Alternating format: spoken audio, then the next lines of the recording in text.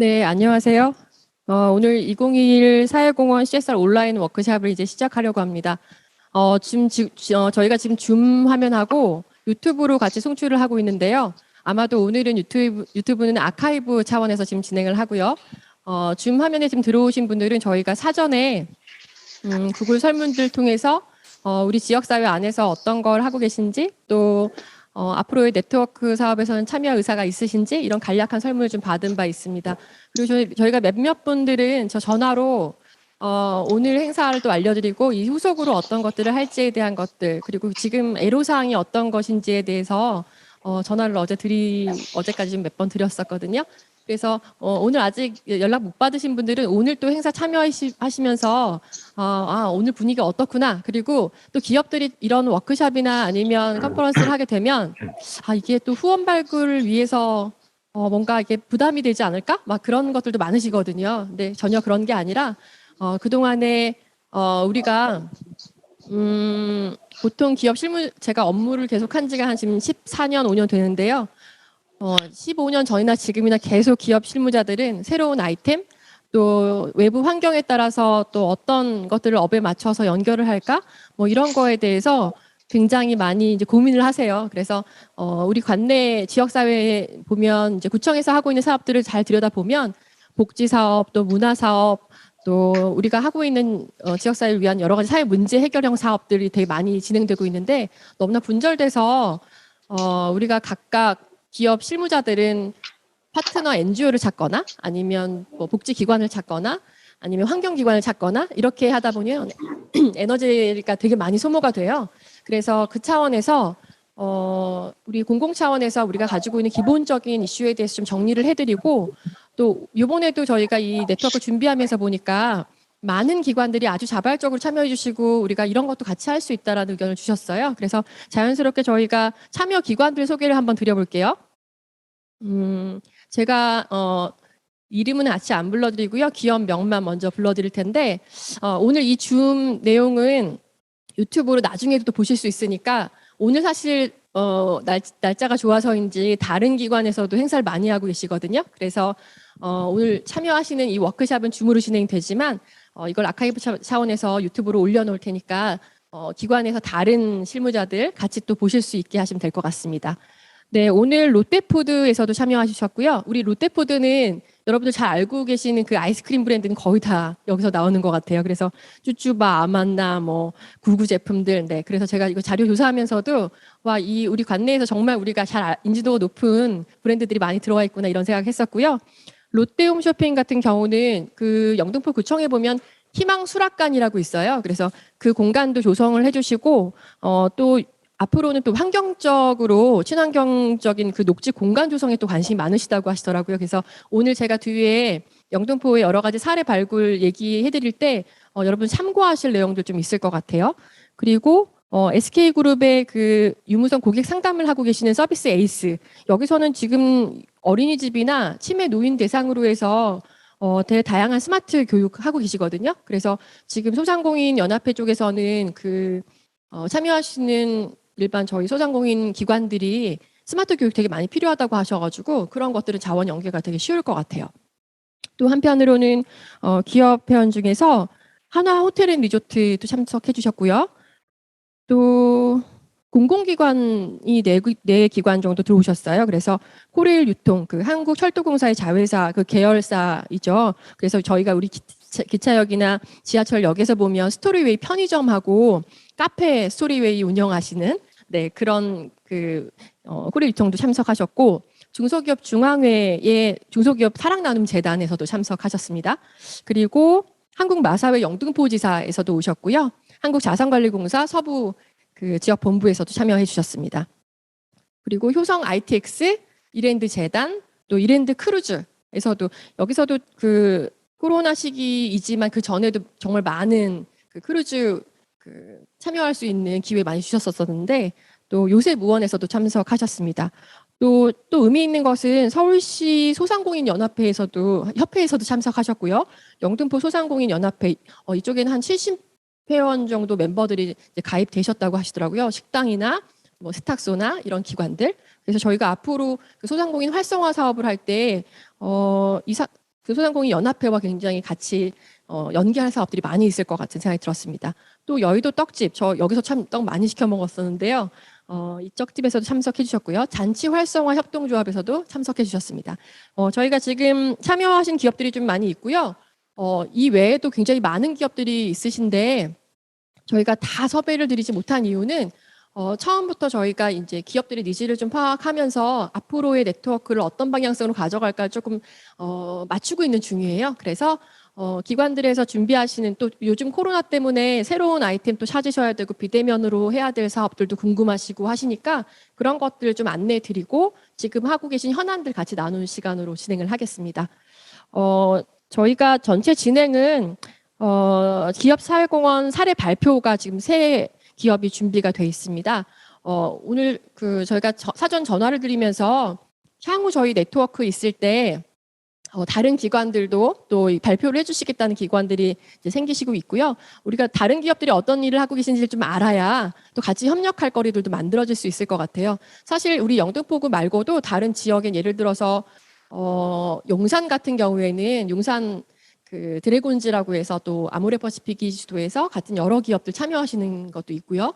또 광화문에서 최근에 광화문 원팀이라고 또 생겼거든요. 예, 그런 것처럼 이 영등포 우리 지역사회 안에서 같이 공공이 공유하는 애로들이 있을 거라고요. 그래서 그런 것들 같이 나누는 의미에서 오늘 이 자리가 앞으로 영등포 얼라이언스를 좀 만들 수 있는 그런 계기가 됐으면 좋겠습니다.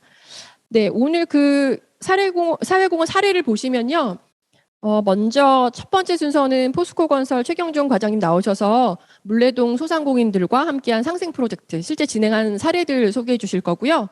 또 코레일 유통에서 사내 유통 시스템 이용해서 ESG 경영, 요번에 자원순환 캠페인 이제 시작하셨거든요. 그래서 그 사례들 나눠주실 거고, 또 이랜드 재단은 되게 오랫동안 지역사회 취약계층 대상으로 지원 사업을 굉장히 다양하게 하고 계신데요. 지역 네트워크를 통한 사각지대 빈곤 계층 지원 사업, 그 사업에 대해서 사례 공유해 주시겠습니다. 이 사례 발표가 끝나면 저희가 그동안의 상반기 동안 그동안의 영등포 관내에서 있었던 여러 가지 사회공헌 이슈에 대한 것을 좀 브리핑을 해드릴 거예요. 그리고 지금 참여하신 기업들이 주로 이제 궁금하신 Q&A 시간을 갖도록 할 겁니다. 그래서 저희가 사전에 뭐 질문도 받긴 했지만 그 시간에는 Q&A 진행하고요. 그렇게 간단하게 네트워크하는 시간 갖겠습니다. 지금은 이렇게 온라인으로 하지만 올해 안에 우리가 만나는 시간이 또 있겠죠? 네, 그럼 지금부터 사회공헌 발표 시작하도록 하겠습니다.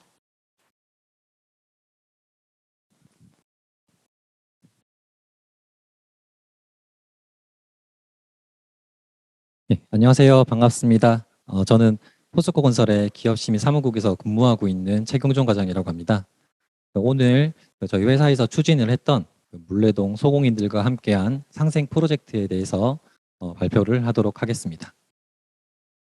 먼저 발표는 포스코건설이라는 회사에 대해서 그리고 포스코 그룹이 추구하고 있는 기업시민 경영 이념에 대해서 짧게 소개를 드리고요. 그리고 포스코건설의 이제 기업시민 실천 사례에 대해서 좀 소개를 드리고 마지막으로 시사점을 발표드린 다음에 마치도록 하겠습니다. 먼저 포스코건설에 대해서 좀 말씀을 드리면 1994년도 12월 1일에 설립을 했고요.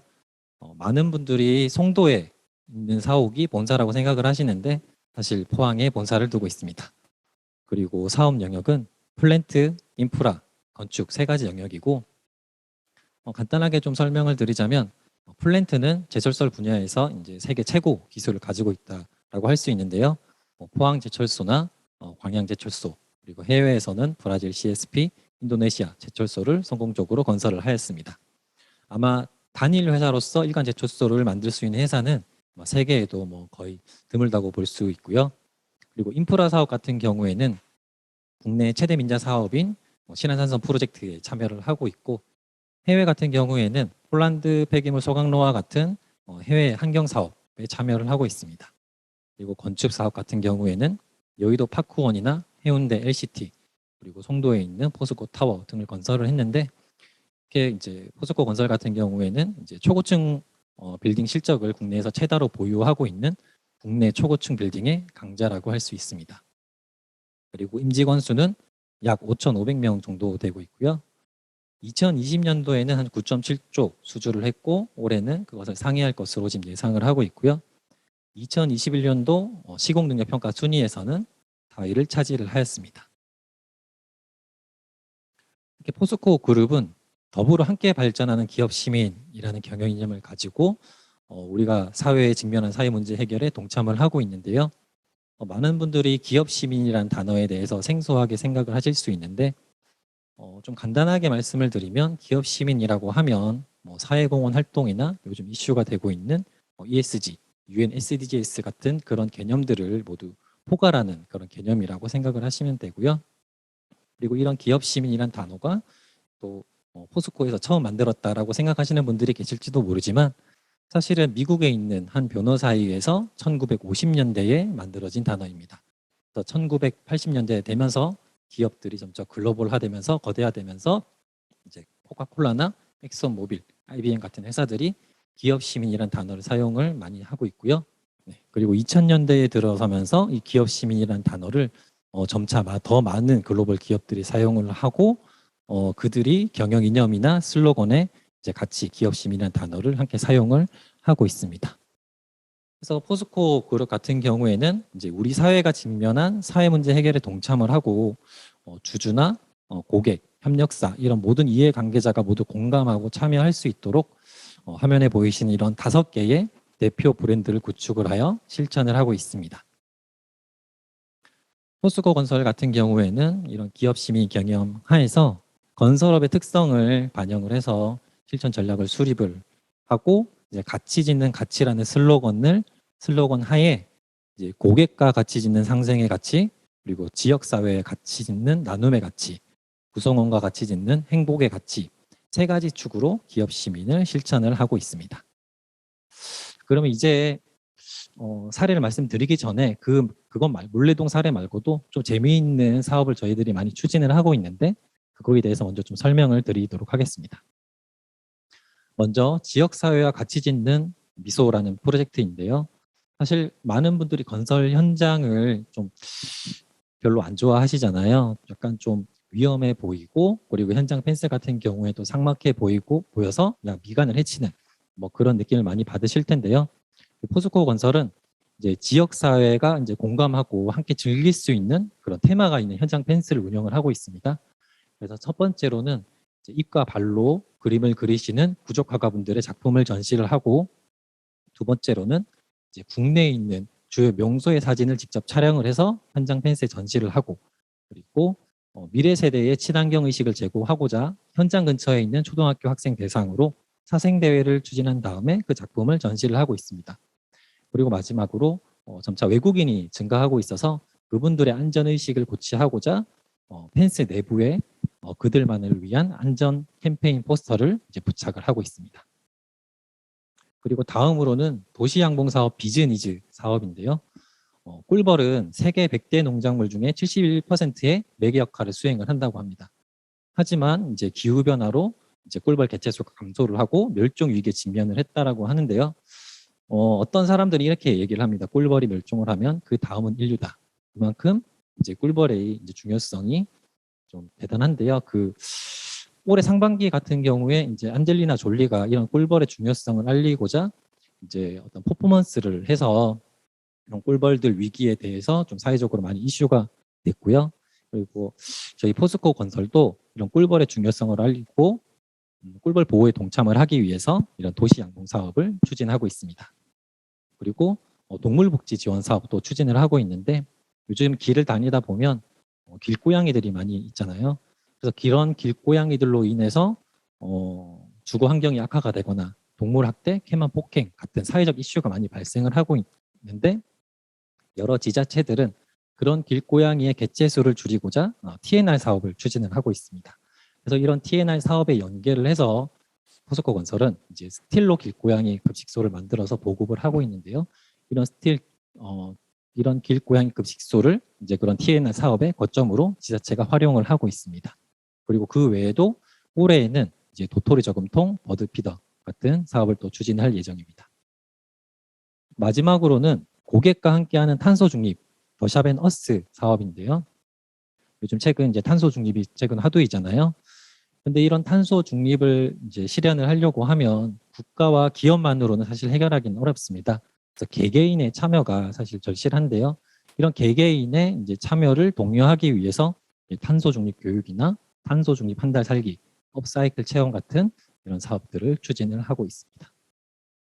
네, 그러면 이제 본격적으로 저희가 추진했던 오늘 발표 내용인 물레동 스타트 공모전에 대해서 좀 말씀을 드리겠습니다.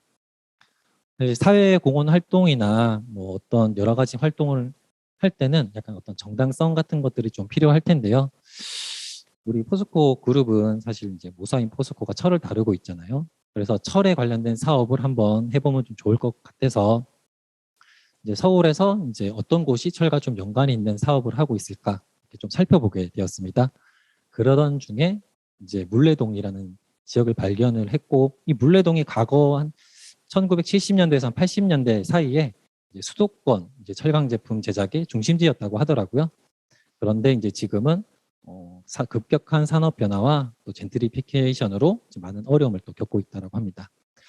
하지만 여전히 그곳을 지키고 있는 분들을 찾아보니 그분들이 여전히 이제 뛰어난 철강 가공 능력을 가지고 계시더라고요. 그래서 이제 그분들과 함께 서로 이제 도움이 되는 어떤 사업을 하면 좋지 않을까 하는 마음에 그래 철에 관련된 사업을 물레동에서 한번 추진하자라고 결정을 하게 됩니다. 네.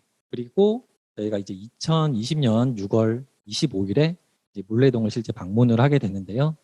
이때 영등포의 도시재생 지원을 담당하고 있는 영등포 도시재생 지원센터를 방문하고 거기서 서울소공인협회 정석한 사무총장을 만나게 됩니다.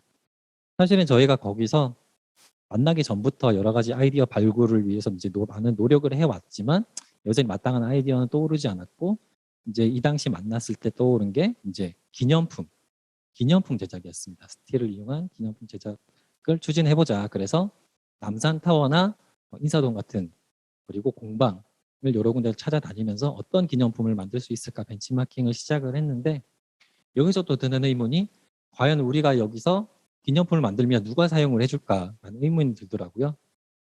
그래서 우리 이런 기념품을 직접 사용할 영업 담당자들을 찾아봤는데 영업 담당자들은 솔직히 이제 그분들은 본인들이 만나는 이해관계자들은 스포츠 용품이나 화장품 뭐 이런 뭐 건강식품 같은 것들을 좋아한다. 그래서 기념품 같이 좀 실효성이 떨어지는 것들은 별로 좋아하지 않는다라는 얘기를 하더라고요. 네, 그래서 여기서 한번 좀 좌절을 하게 되는데요. 좌절을 하면서 다시 물레동에 돌아와서 이제 물레동에 대해서 다시 한번 좀 더 조사를 하기 시작했는데 물레동을 보니까 곳곳에 조형물이 설치가 되어 있었습니다.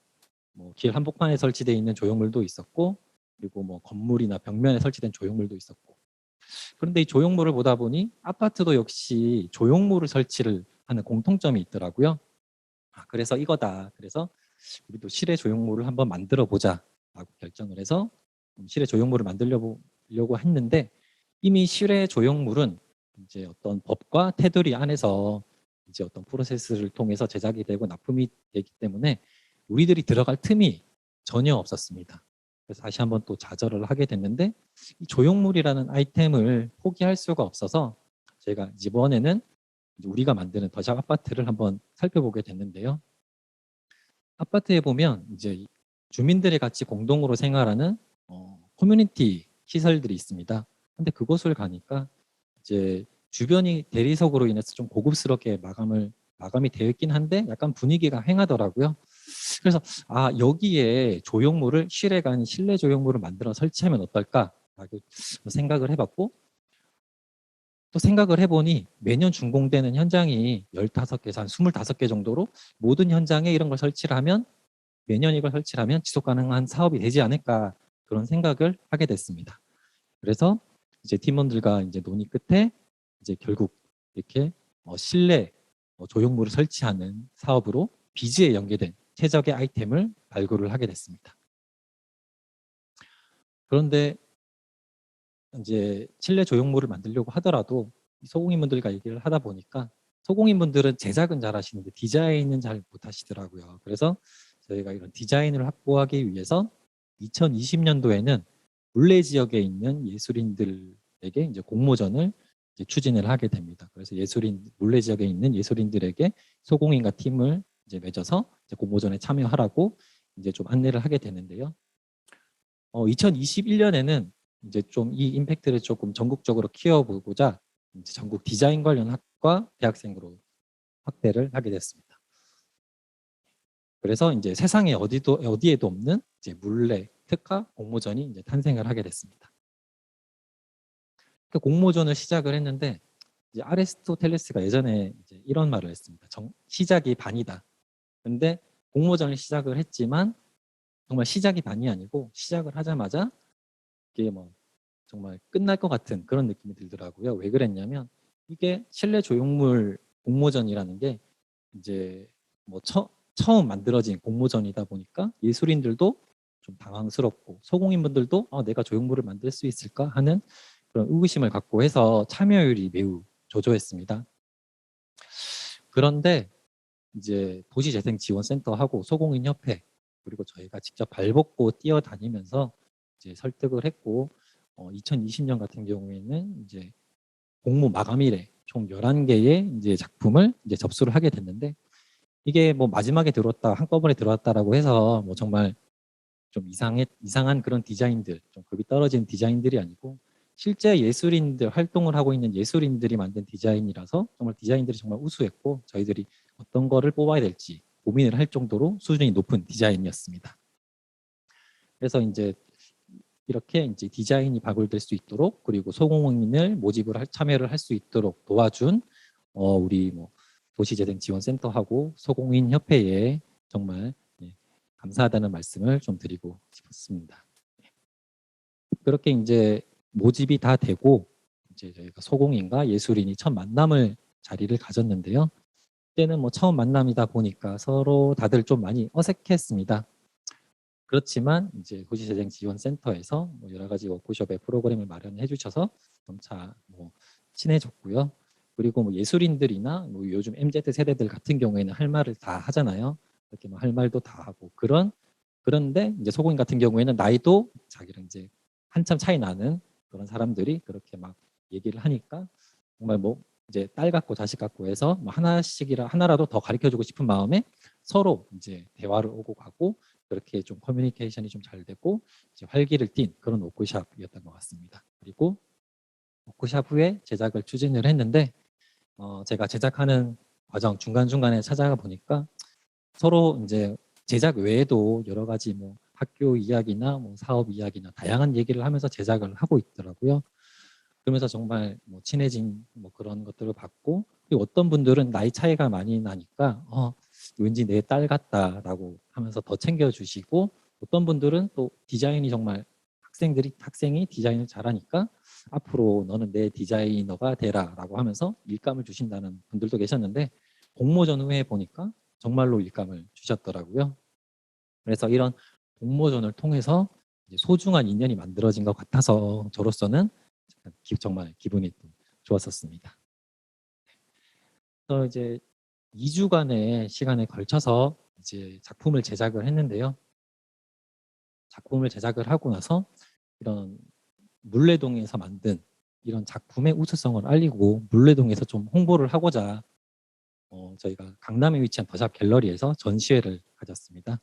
그리고 좀 더 사회적 임팩트를 키우기 위해서 포스코 건설 그리고 더샵 갤러리 인스타그램을 통해서 국민 투표까지는 아니지만 어쨌든 투표를 진행을 하게 됐고 또한 직원 투표도 같이 진행을 했는데 또 감사하게도 한 4,000명 정도가 참여를 해주셨습니다. 그렇게 순위를 결정을 하게 되고 저희 사장님과 그리고 영등포 최은일 구청장님 참석하에 시상식을 개최를 했었습니다. 왼쪽 하단에 보시면 이제 학생들 사진이 있는데 이제 뒤에 가운데 영등포 구청장님 얼굴이 있는 걸 확인할 수가 있습니다.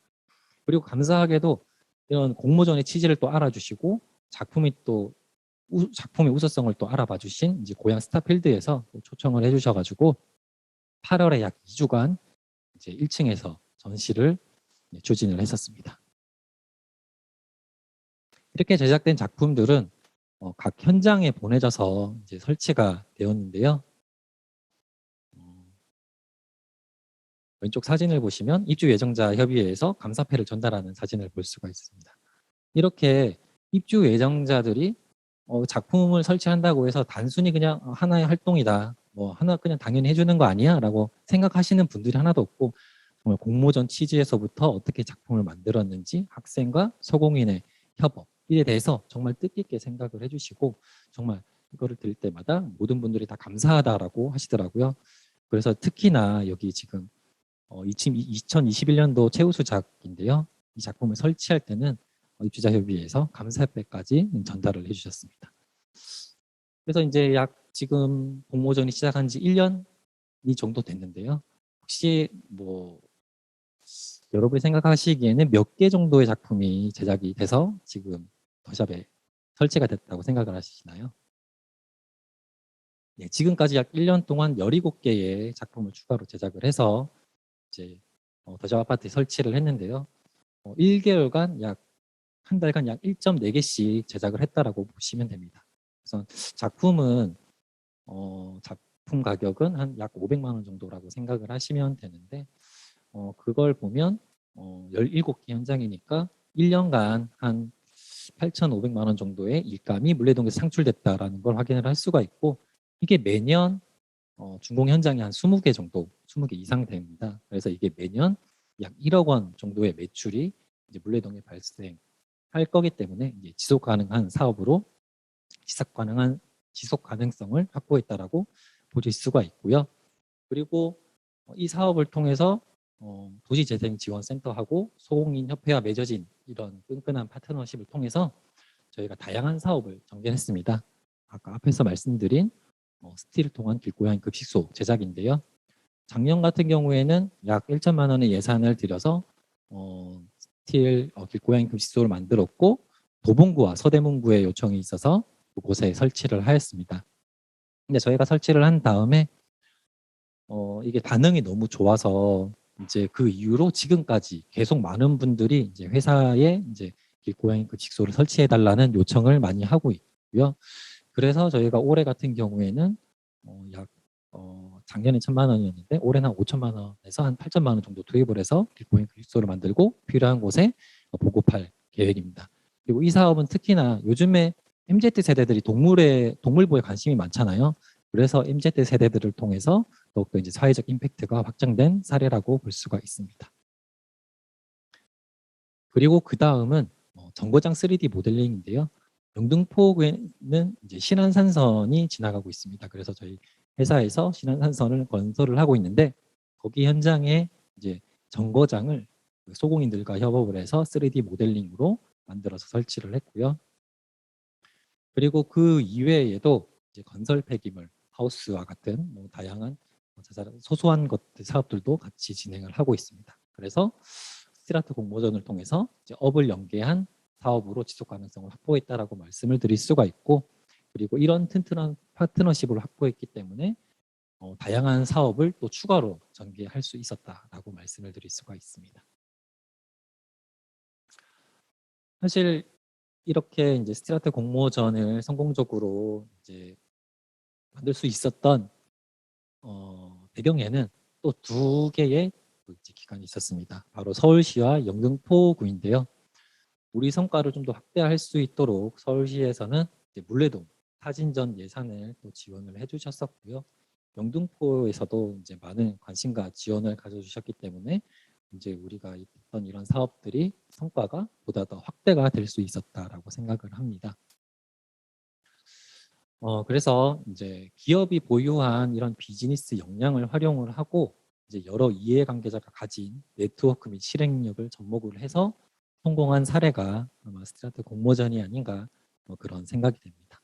그래서 이런 공모 사업을 통해서 창출한 가치에 대해서 좀 말씀을 드리면, 일단은 사회적 가치 측면에서 좀 말씀을 드리면 물레 소공인과 신진 아티스트 파트너십을 통해 상생의 시너지 창출 기반을 마련했다라고 할 수 있고, 전국 단위 공모전과 작품 전시 그리고 물레 사진전을 통해서 물레 소공인에 대한 사회적 관심을 환기했다라고 할 수가 있습니다. 그리고 더샵 아파트의 작품이 전시되며 그리고 소공인과의 상생에 대해 입주민들도 이제 관심을 가지게 됐고요. 경제적 가치 측면에서 좀 말씀을 드리면 소공인 같은 경우에는 스틸아트 분야 진출로 허벽을 확대, 그래서 새로운 수익원을 창출했고요. 그리고 이런 사업을 통해서 이제 추가적으로 기업 연계 추가 일감을 확보를 했다라고 할 수 있습니다.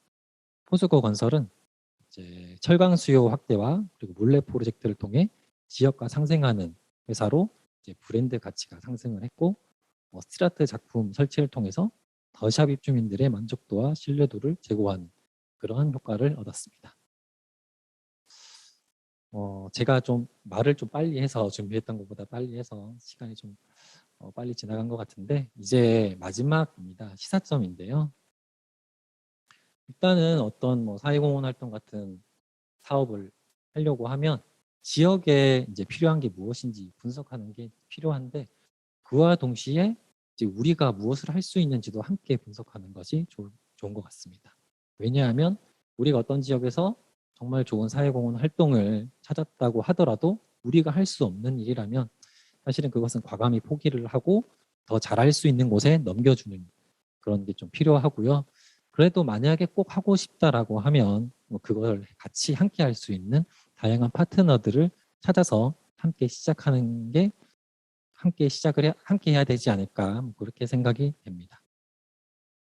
그리고 두 번째는 일단은 파트너십을 맺었다고 하더라도 상호 신뢰를 이제 우선적으로 이제 그런 신뢰가 있는 관계를 형성을 해야 된다고 생각을 합니다. 이게 혼자서는 할 수가 없기 때문에.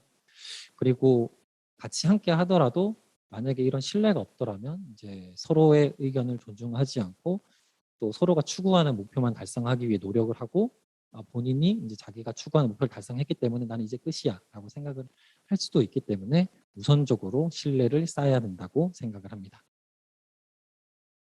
그리고 세 번째는 각 주체가 보유한 역량이나 시설, 예산, 인력 등을 이제 공유를 하고, 그래서 이제 서로의 부족함을 채워줄 수 있어야 하고요. 그리고 본 프로젝트를 위해 통해서 각자가 무엇을 원하는지를 공유를 할 필요가 있다라 생각을 하고요. 그리고 마지막으로는 성과를 창출하는 파트너십이 지속 가능성을 담보한다라고 생각을 합니다. 물론 그 사업에는 이제 공동의 목표가 있겠지만 그런 공동의 목표를 달성하기 이전에 각 단체에서 원하는 목표가 있을 겁니다.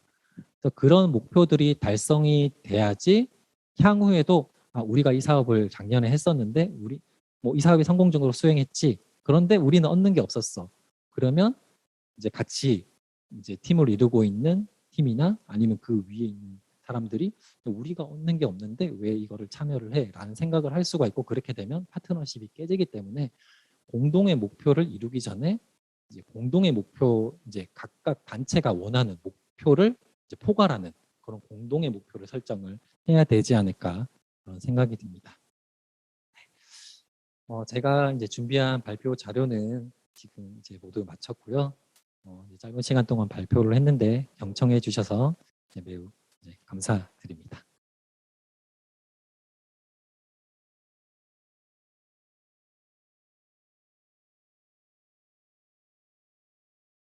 예, 안녕하십니까. 코레일 유통 기획조정처장 이우일입니다.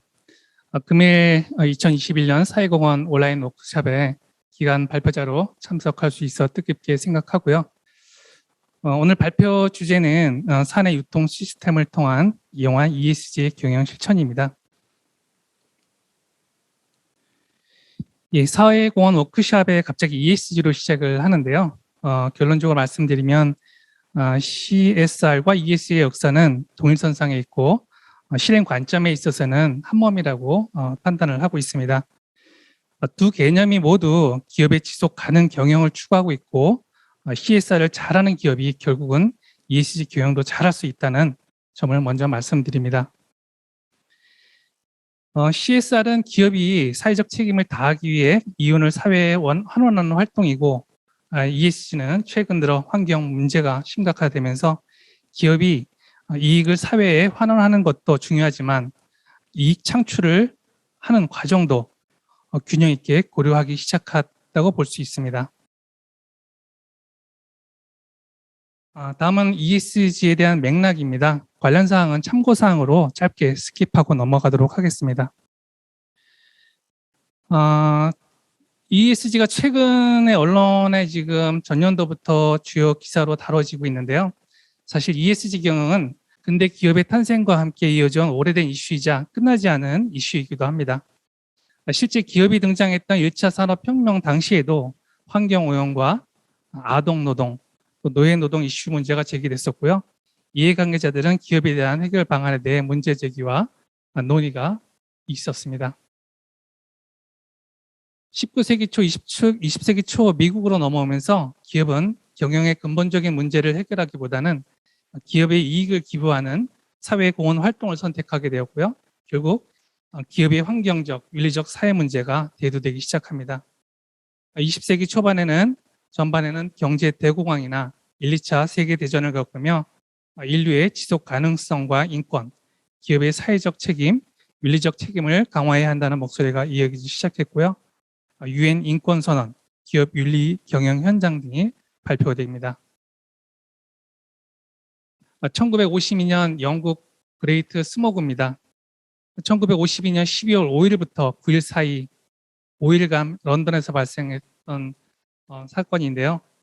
5일간 1만 명이 이상이 사망한 사상 최악 규모의 대기 오염에 의한 공해 사건으로 기록되고 있습니다. 이 사건으로 전 세계의 환경 오염에 대한 경각심을 일깨워주는 계기가 되었고요. 현대 공해운동과 환경운동에 큰 영향을 주었고 같은 해 영국 청정대급법이 제정되기도 하였습니다. 사진을 잘 보시면 지금 우리가 살고 있는 일상생활하고 다를 바가 없습니다. 1970년 기후위기 우려감이 전 세계적으로 확산되면서 동년 4월 22일에는 지구의 날이 선언되고요. 1971년에는 지속가능 경영 촉발을 위한 NGO가 최초로 등장합니다. 그리고 1972년에는 로마 클럽 경제학자 기업인들이 경제 성장이 환경 오염에 자원 고갈에 미치는 영향을 분석한 성장의 한계라는 보고서를 발견하게 됩니다. 크게 5가지 문제를 제기하고 있는데요. 인구 문제, 공업 생산에 따른 자원 고갈 문제, 식량 위기 문제, 지구 환경 오염의 가속화를 문제를 다루고 있습니다. 1970년대 성장 추세가 계속 변하지 않는 한 앞으로 100년 안에 성장의 한계가 도달할 것이며 2030년에는 인류의 소멸이 개시될 것이라고 예측을 하고 있습니다. 당시 일부 학자들로부터 많은 비판이 있었지만 1970년대 이후에는 환경 오염에 대한 세계적인 관심을 증폭시키는 데 결정적인 역할을 한 것으로 평가받고 있습니다. 그리고 1972년에는 유엔 환경계획이 출범하면서 인간 환경선언, 스톡홀름 선언, 공기, 물, 토양, 동식물 등 지구상의 천연 자원은 적절하고 주의 깊게 현재와 미래 세대를 위해 보호해야 된다고 지정하고 있고요. 1986년 4월 26일에는 우크라이나 체르노빌 원전이 폭발하면서 유럽에서는 원전 반대 친환경 에너지 운동을 촉발하게 됩니다. 2006년입니다. 당시 코피 아난 전 사무총장이 기업으로 하여금 지속 가능 경영에 대한 당위성을 갖게 하기 위해 UN PRI를 발족시킵니다. UN PRI는 다가올 미래는 기업이 환경, 사회, 지배구조에 미치는 영향이 기업의 장기 존속을 위한 주요 변수로 작용될 것을 우려하여 투자자들로 하여금 투자 대상의 기업의 재무적 측면뿐만 아니라 비재무적인 요소를 고려해야 한다는 투자 원칙이 되었고요. 블랙록, 머거 스터디 등이 참여하는 가운데 2020년부터 ESG 30% 반영을 표명하였습니다. 따라서 이미 2006년에 우리는 ESG 경영 도입을 준비하고 있었고요. 2020년에 도래하면서 전년도부터 각종 언론사에서 ESG에 대한 지금 기사들이 많이 나오고 있는 상황입니다. 2011년 전 세계가 인류의 지속 가능한 발전을 위해 2030년까지 공동 달성하기로 한 17개의 지속 가능한 발전 목표를 지난 2015년 UN 초연회에서 채택을 하게 됩니다. 적색 표시 영역은 저희 기관이 ESG 경영 과제를 설립했는데요. 거기에 부합되는 부분이기도 합니다. 그리고 2015년에는 UN 파리 기후 협약이 체결됐고요. 2050년까지 평균 온도 상승을 산업화 대비 1.5도에서 2도 내로 억제할 것을 목표로 하고 2020년부터 시행하기로 합의하였습니다.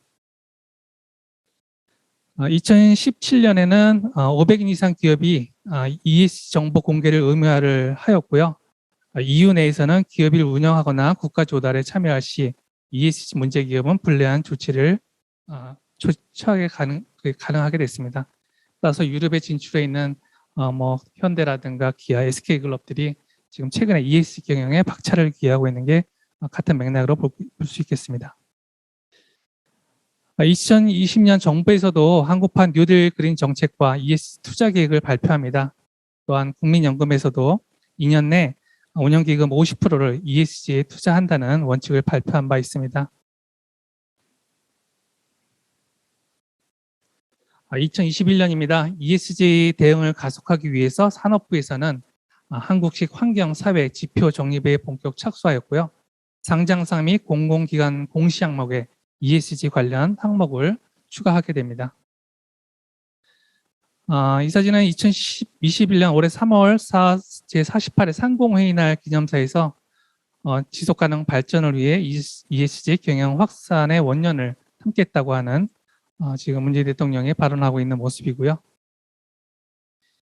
예, 지금 빠르게 ESG 맥락에 대해서 살펴봤습니다. 저희가 다 아시겠지만 이렇게 살펴본 거는 그 ESG 경영에 대한 문제가 어제 오늘의 문제가 아니라 과거 근대 기업의 탄생 때부터 이슈화됐었고 문제인데 앞으로도 끝나지 않을 문제이기 때문에 그리고 앞으로 ESG 경영이 더 중요해지고 있는 요인이기도 합니다. 환경 문제가 심각화되고 있습니다. 기업이 문제 해결에 동참하지 않으면 해결 방법이 없습니다. 기업과 기관의 역할이 그만큼 중요시되는 시점이 들어온 것 같습니다. 저희 기관도 ESG 경영을 도입을 하였습니다. 실행 기준과 평가 기준은 각각 사회적 책임 글로벌 가이드라인과 한국 지배구조 규범을 준수하였고요. 유엔 지속 가능 발전 목표를 지향하였습니다. 국민이 원하는 ESG 경영을 위해서 국민의 의견을 수렴하였습니다. 내부 이해관계자의 니즈 수용을 위해 임직원 설문조사를 통해 니즈를 반영하였고요. 또한 공공 ESG 전문가의 자문과 검증을 통해서 국민이 참여하는 공공 가치 확산형 ESG 경영 도입을 선포하게 됩니다. ESG 중대성 매트리스 분석표입니다. 국민과 임직원 모두 환경 문제에 많은 관심을 보여주셨습니다. 중대성에 대한 점수 분포 경과표를 보면은 친환경 제품 및 서비스 지원, 친환경 소비 지원, 온실가스 감축, 에너지 절감 등 4개의 환경 과제하고요. 지금 코로나19로 인해서 사회 분야로 안전 및 보건 체계 구축을 핵심 이슈로 선정이 되었습니다.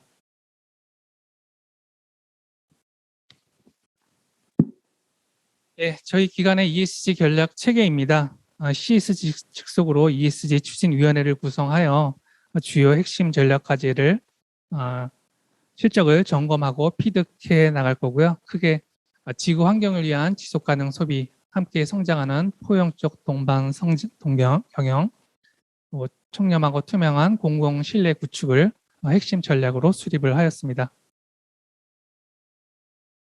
그리고 ESG에 대한 환경 가업인데요. 저희가 친환경 소비재 100% 전환을 포함해서 친환경 제품 서비스, 친환경 소비 지원과 탄소 배출 절감 노력을 통해서요. 지구와 국민을 위한 친환경 철도 이용 환경을 만들도록 하겠습니다.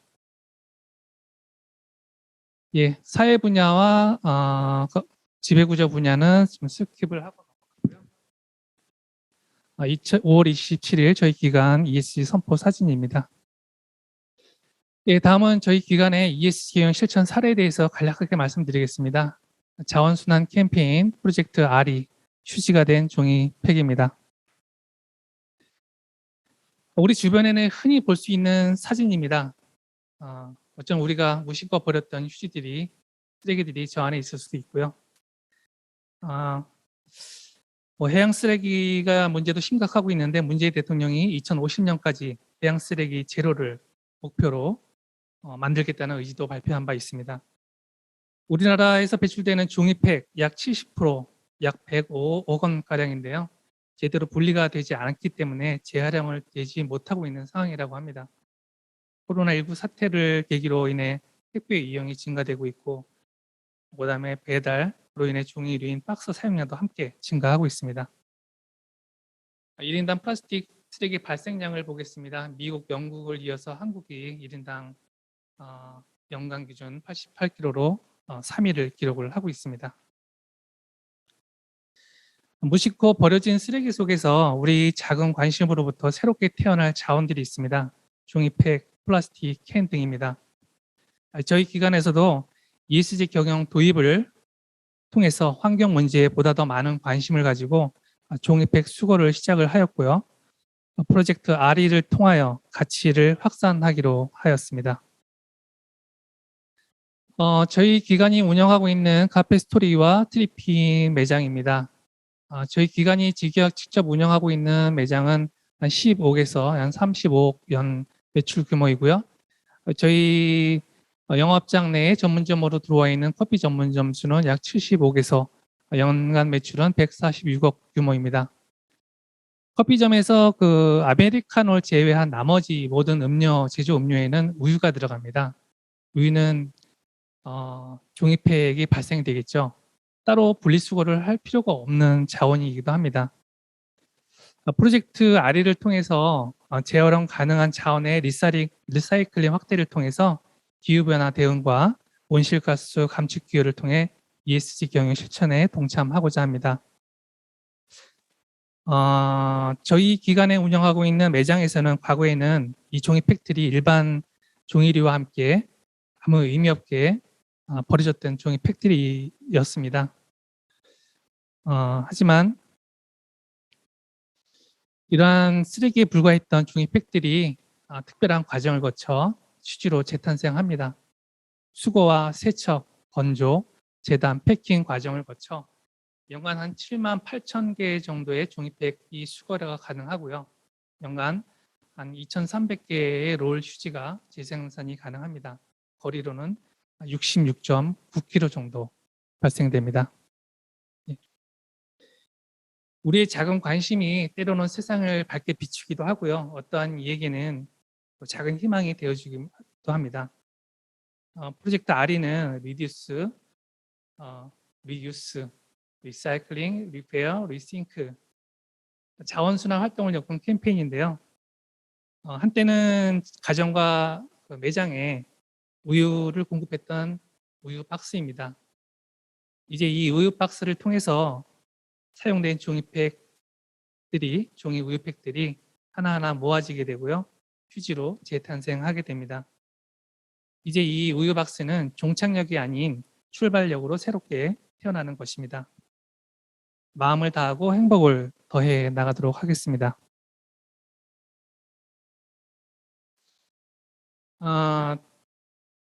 우리나라의 철도 역사는 1899년 9월 18일 서울과 노량진과 또 인천 제물포요를 연결하는 경인선이 개통되면서 시작이 되었고요. 이후 경부선, 경인선 등이 개통됩니다.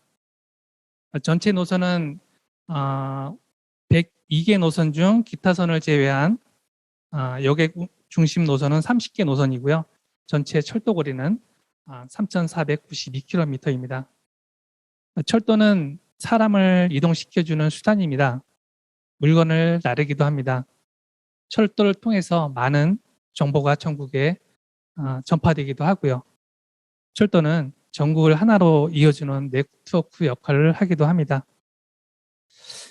이번 종이팩 재활용 프로젝트를 통해서 작은 박스로 시작이 되지만 전국 30개 철도 노선을 통해서 전국 204개 역사, 전국 곳곳에 이러한 캠페인 활동이 향후 이어질 것으로 기대를 하고 있습니다. 끝으로 지역사회공헌 활동입니다. 저희 기관의 그 지역사회공헌 활동은요, 고객 중심의 경영 이념에 부합하는 기업의 사회적 책임 실현과 사회적 약자, 소외계층과 함께하는 지역사회 관계 강화입니다. 또한 코로나19를 포함하여 지역사회가 요구하고 있는 사회적 문제 해소를 위해 적시 지원을 하려고 합니다.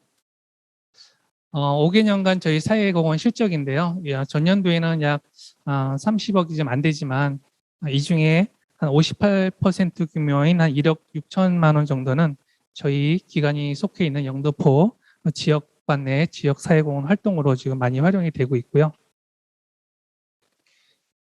그리고 저희 기관의 2021년도 사회공헌 활동 계획은 연계 기관인 영등포 장애인복지관, 또 영등포구 자원봉사센터, 영등포동 주민센터, 또한 영등포 여성인력개발센터, 영등포구 사회복지협회를 통해서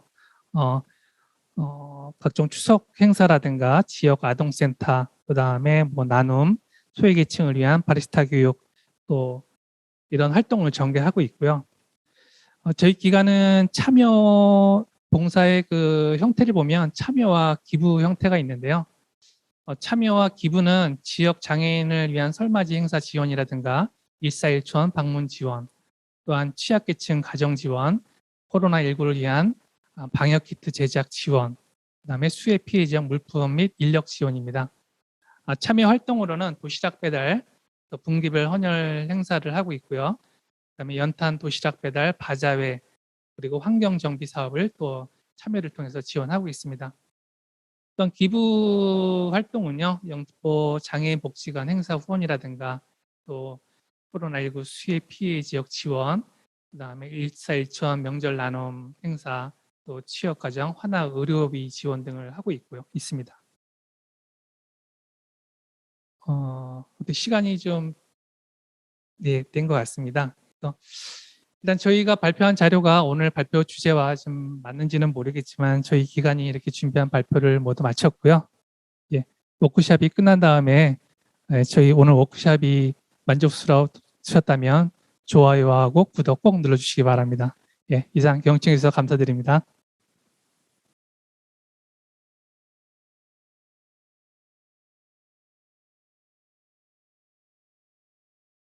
네, 안녕하십니까. 이번 시간에는 지역 네트워크를 통한 사각지대 빈곤계층 지원이라는 주제를 가지고 사례 발표를 할 이랜드 재단의 사무국장 김욱입니다. 오늘 귀한 시간에 이렇게 초대해 주셔서 감사드리고요. 모든 참여자분들께서 좀 인사이트를 얻는 그런 시간이 되었으면 좋겠습니다. 오늘은 그 이랜드 재단에 대한 간략한 소개를 먼저 드리고 이후에 사각지대를 네트워크를 통해서 어떻게 지원을 했는지에 대한 사례를 말씀을 드리겠습니다. 이랜드 재단은 소외된 이웃에게 빛과 소금이 되고자 합니다. 이랜드는 제1 경영 이념으로 나눔을 가지고 있는데 그 나눔을 실천하는 곳이 저희 이랜드 재단입니다. 1991년도에 저희 재단은 좀 설립이 되었고요. 2002년부터는 그룹의 수익의 10%를 사회공헌에 사용한다라는 원칙을 가지고 진행을 하고 있습니다. 그래서 2002년까지 현재 약 3,792억 정도 사회공헌을 하고 있습니다. 저희 재단은 4가지 기준을 가지고 사회공헌을 하고 있습니다. 첫 번째는 진정성으로 좀 물질만 전달하는 것이 아니라 마음을 함께 전달한다라는 가치를 가지고 있고요. 두 번째는 투명성으로 기부자에게 상세한 내역을 보고를 하고 있습니다. 지속성으로는 사업의 지속성을 통해서 사회적 가치를 창출하고자 진행하고 있고요. 아직 운영비에 대해서는 외부 기부금에 대해서는 저희가 운영비나 다른 관리비를 사용하지 않고 전액을 기부에 저희 원하는 뜻에 따라서 지출하고 있습니다. 재단의 사회공헌은 크게 3가지가 있습니다. 위기과정 지원 사업과 장학사업, 그리고 사업부와 함께 하고 있는 공익 마케팅이 있습니다. 위기과정 지원 사업은 주거비, 생계비, 치료비를 좀 지원하고 있고 어려운 그런 미자립 NPO를 지원하고 있고요. 장학사업은 국내에서 같이 진행하고 있는데 저소득 청소년을 저희가 찾아서 지원을 하고 있습니다. 다음은 저희가 이제 오늘 사례 중에서 집중적으로 말씀드릴 것은 위기과정 지원 사업입니다. 이 사업은 저희가 혼자 할 수 있는 부분이 아니기 때문에 많은 지역사회 네트워크와 함께 같이 하고 있습니다. 좀 사업을 설명을 드리자면 갑작스러운 위기 상황으로 인해서 가계의 경제적인 어려움이나 심리적, 정서적, 사회적인 어려움에 처한 그런 가정들을 저희가 지원하고 있는데 특별히 공공이나 민간 자원이 돕지 못하고 있는 저희 가정들을 찾아서 그 가정이 자립할 수 있도록 지원하고 있습니다.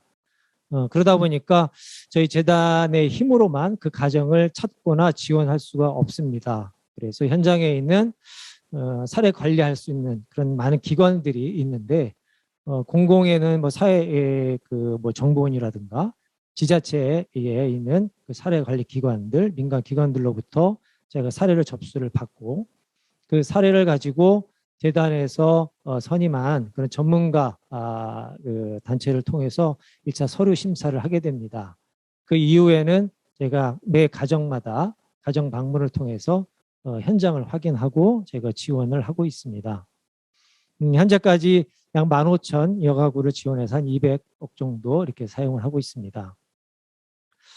이렇게 저희가 위가정 지원 사업을 하다 보니까 이 가정들이 정말 필요로 하는 것을 적시에 그리고 이 이후라도 자립에 도움이 되는 여러 서비스들이 필요한데 이것을 저희 재단에 가지고 있는 시스템만 가지고 하자니 많이 부족한 것을 느꼈습니다. 첫 번째로는 재단 시스템으로 접수를 받고 심사를 하다 보니까 리드 타임이 상당히 길어지는 문제가 있었고 또 서류 심사로 1차를 필터링 하다 보니까 가난이 서류로 표현되지 않는 영역이 또 있습니다. 그리고 지역자원 연계라든가 이외 사례 관리가 지속되지 못하는 그런 어려움들이 있어서 저희가 3년 전부터는 재단의 이런 위기예정 지원 사업을 잘 이해하고 함께할 수 있는 그 기관들 또 지역 지자체를 찾아서 거점 협력을 하고 있습니다. 그래서 이 거점 기관을 통해서 위기과정을 찾고 지원하고 있는데 재단과 지자체가 하는 역할을 좀 나누고 있습니다. 재단은 그 반기 동안 그 지자체가 사용할 수 있는 예산 5천만 원을 따로 별도로 준비를 하고 제 지자체가 원하는 그 심사에서 제가 제안했던 그 가정들 다 지원할 수 있도록 그렇게 하고 있고요. 이 사업을 시작하기 전에 평가 기준을 같이 세팅을 하게 됩니다. 우리는 어떤 가정을 지원하기를 원하고 또 어떻게 심사하기를 원한다라는 것을 같이 공유를 해서 평가 지표를 확정을 하고 지원이 끝나면 재단에서는 지원받은 모든 가정을 다 방문을 합니다. 그래서 우리가 같이 합의했던 기준에 맞게 가정을 선정을 하고 지원했는가 같이 평가를 하게 됩니다. 그리고 지자체는 이것을 하기 위해서 별도의 사례 모임을 최소 5명으로 꾸려서 운영을 하게 되고요. 6개월 이상의 사례 관리를 하게 됩니다. 그리고 지역 자원을 같이 연결을 하죠. 현재까지 12개 자치단체와 함께 한 221가정을 지원했고요. 한 6억여 원 이렇게 사용을 했습니다. 이 과정에서 3개 정도의 지자체는 사업을 좀 종료를 좀 하게 됐습니다. 평가하고 저희가 했을 때에 지속하기에는 조금 어렵겠다라는 이제 평가가 되어져서 이제 종료를 하게 된 그런 사례입니다. 의미가 있었던 것은 이렇게 지자체와 권한을 주고 책임을 부여하면서 저희가 이 사업을 하다 보니까 책임감을 많이 가지시게 되더라고요. 이 예산을 제대로 좀 써야 되겠다라는 그러한 책임감이 갖게 되고 두 번째는 사례 관리를 지속적으로 하시게 되니까 지원받았던 이 분들이 저희 재단 자체 시스템으로 그전에 해왔던 것처럼 심사했던 그리고 그렇게 지원했던 가정과 비교해 보면 자립도가 훨씬 더 좋아진 것을 좀 볼 수 있었습니다. 그래서 저희가 이것을 계속 확산해 나가고 있는 그런 상황입니다. 그리고 이게 거점 지역을 가지고 같이 사업을 하다 보니까 우리 같이 협약하고 진행했던 거점 그 자치단체가 지역 자원에 허브가 되고 사회 안전망에 허브가 되는 것이 가장 바람직하겠다라는 그런 결론을 얻게 됐습니다. 재단은 이제 민간 자원이잖아요.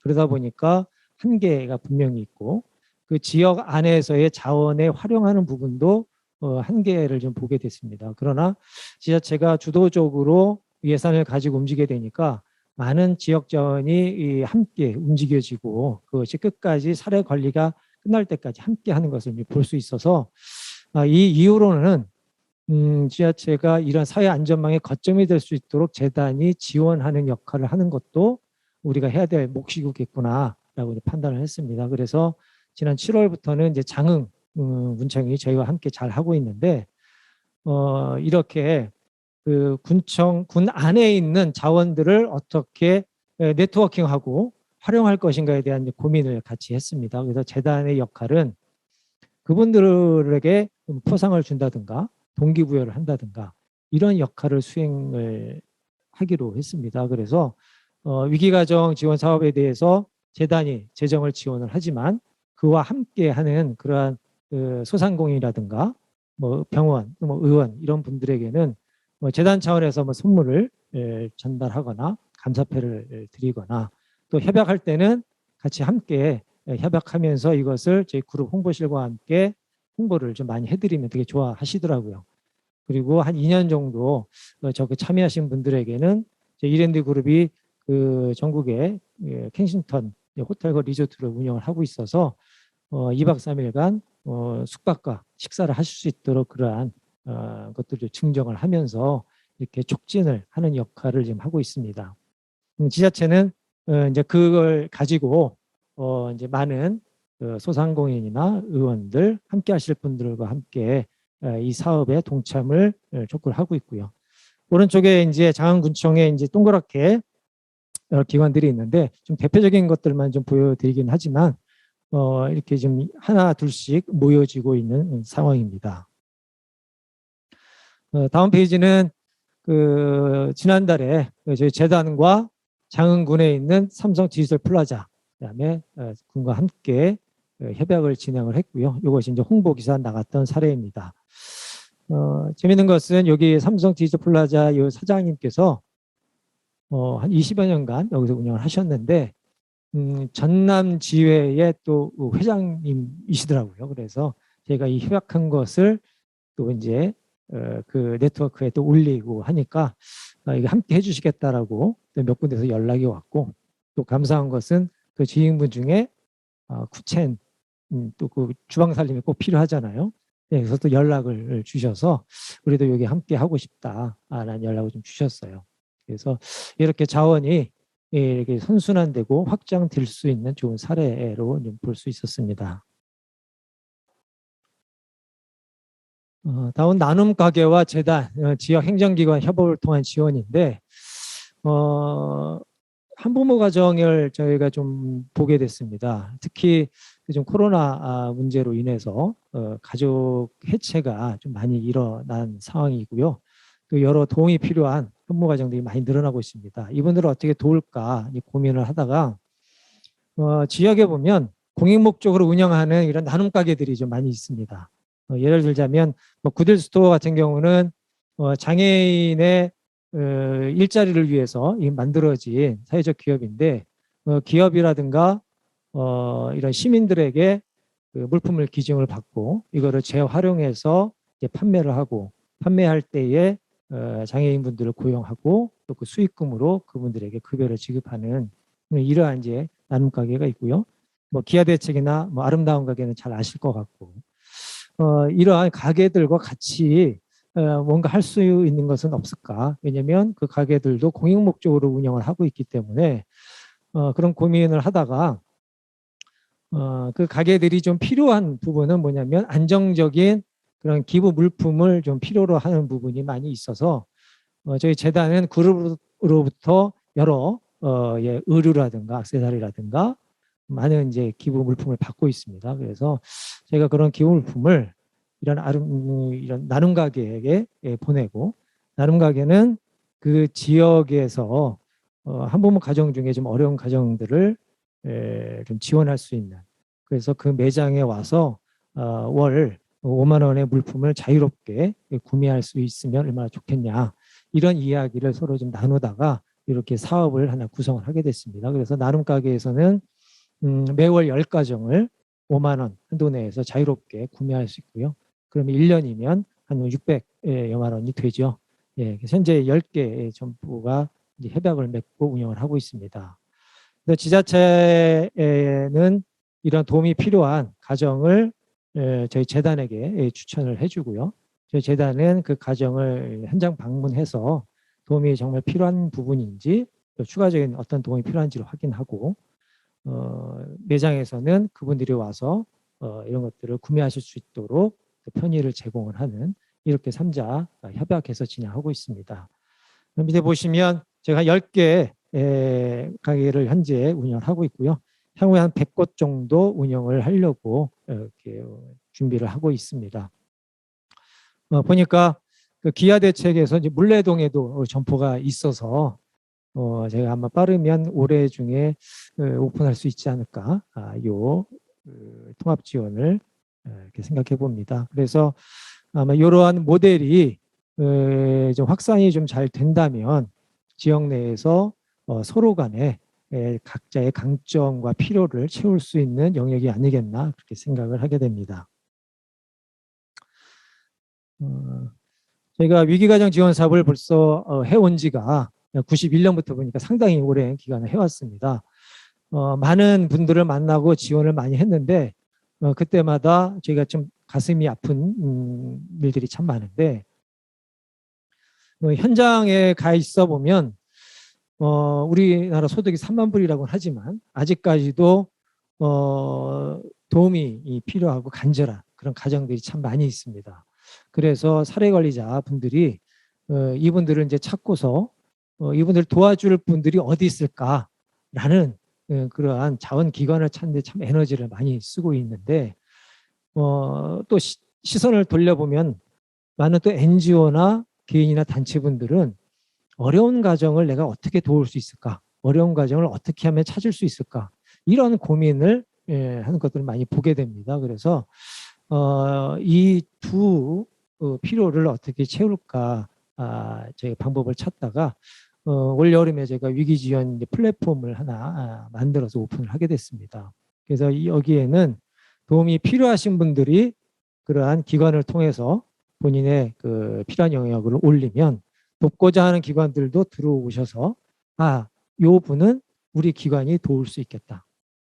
우리 기관이 함께 할 수 있겠다라고 그 안에서 이제 상호작용이 일어나서 도울 수 있는 그런 시스템을 현재 개발해서 운영 중에 있습니다. 이 시스템도 좀 또 기부를 해주시는 또 이러한 분이 계셔서 기부를 해서 이렇게 만들어서 운영을 하고 있습니다.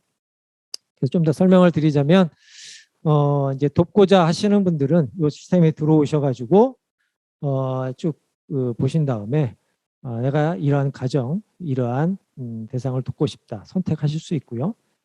재단을 통해서 추천을 요청을 하실 수도 있습니다. 그리고 기부금을 이제 전달하는 방법은 저희 재단에 뭐 돈을 뭐 기부금으로 주셔서 전달하는 방법도 있고 재단을 거치지 않고 바로 도움이 필요하신 분에게 전달할 수도 있습니다. 예. 그리고 기부하신 그 기부금을 조금 부족하다 하면 저희 재단과 같이 도울 수 있는 부분도 있고요. 그래서 저희가 이런 플랫폼을 운영하는 이 목적은 어떻게 하면 또 많은 분들이 효율적이고 효과적으로 좀 도움을 받을 수 있고 도울 수 있는 시스템이 과연 뭘까라는 이제 부분이기 때문에 요 운영에 대해서는 운영비는 뭐 재단이 다 부담을 하고 그 안에서 이루어지는 모든 것들은 하나 비용이나 이런 거 없이 상호작용이 일어날 수 있도록 이렇게 찾고 있습니다. 저희 이랜드 재단은 그 소외된 이웃에게 어떻게 하면 많은 그 도움을 주고 그분들이 다시 자활과 자립할 수 있을까라는 부분에 초점을 가지고 일을 하고 있고요. 그러다 보니까 재단만이 해서는 그분들을 제대로 도울 수 없겠다 해서 여러 가지 네트워크의 방법들을 좀 고민을 하고 있습니다. 그렇게 하다 보니까 가장 중요한 부분은 우리가 얻고자 하는 것이 과연 무엇인가라는 그 목적하고 구체적인 목표를 세팅하는 것이 가장 중요한 부분을 저희가 보았고요. 그 다음에 이 네트워크를 위해서는 내가 할 수 있는 것과 할 수 없는 것을 정확하게 알고 그리고 함께 각각의 또 목표와 목적들이 또 있거든요. 각 기관마다 각각이 그거를 달성할 수 있는 그런 공통 공약수가 과연 무엇일까라는 것 고민을 하고 그것을 채우는 전략을 짜는 것이 가장 중요한 부분이 아닌가 이렇게 저희가 보고 있습니다. 예. 사례를 이만 마치도록 하겠습니다. 감사합니다.